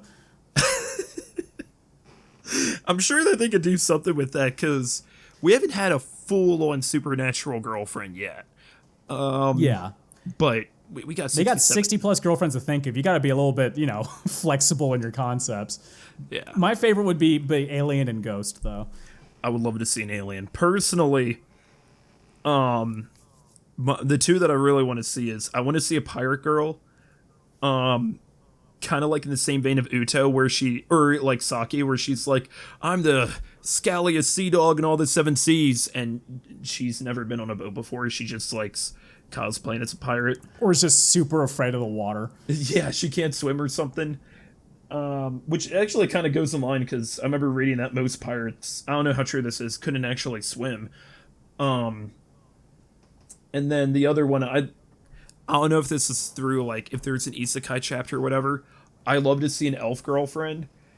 And part of that is because I've done several videos already on anime elves, and I've got one that I'm working on anime elves too. So I'm kind of making a name for myself as being like a big anime elf guy. And then as soon as she comes out, I know a lot of people are going to be like, she's probably going to be your favorite. Isn't she action first? And I'm like, I've been waiting this whole time for an elf. There's a lot of elves in romance now, so it's definitely viable. I'd love to see that. Or you have a Tama situation or Uto situation where she thinks she's an elf, but she's just quirky. Or if you, again, because they just want an opposite character, there's already a young-looking girl who's 89. What if there is this young-looking girl who just thinks she's elderly? Saki, well, I mean, she's still 18, but yeah, like, where she's extremely weak and frail. Mm-hmm. Well, this definitely went on longer than I expected it to, but it's been amazing talking Have fun with you. editing it. I really appreciate you doing this, and I'm hoping I get to use this opportunity to meet and interview some of the other voice talent. And if you're ever at an anime convention in somewhere in the Mid-Atlantic, I'd love to, come and see you there. That'd be cool. Yeah, and thanks for having me. If I can get you to do one favor for me, I'm gonna type it out actually. If I can, you can either say it in your normal voice or Rentarou's, whatever you prefer. If you can say my, I know which one you'd prefer. I don't want to pressure you, but if you can say what I'm about to type, because it's like my tagline for the channel. And if you can like make it dramatic in a way, but all here. That's the line. Okay. This interview brings us one step closer to finding the perfect anime. I am so happy right now. I got Rentarou to say one step closer to finding the perfect anime. Hooray! Because I say that in pretty much every one of my videos, and not the 100 Girlfriends episode reviews, but oh my god, I thank you so much for doing this. It's been a pleasure, Travis. Yeah, it was a lot of fun. I guess I'm just gonna end it there. Yeah, might as well. All right, stop. All right, thank you.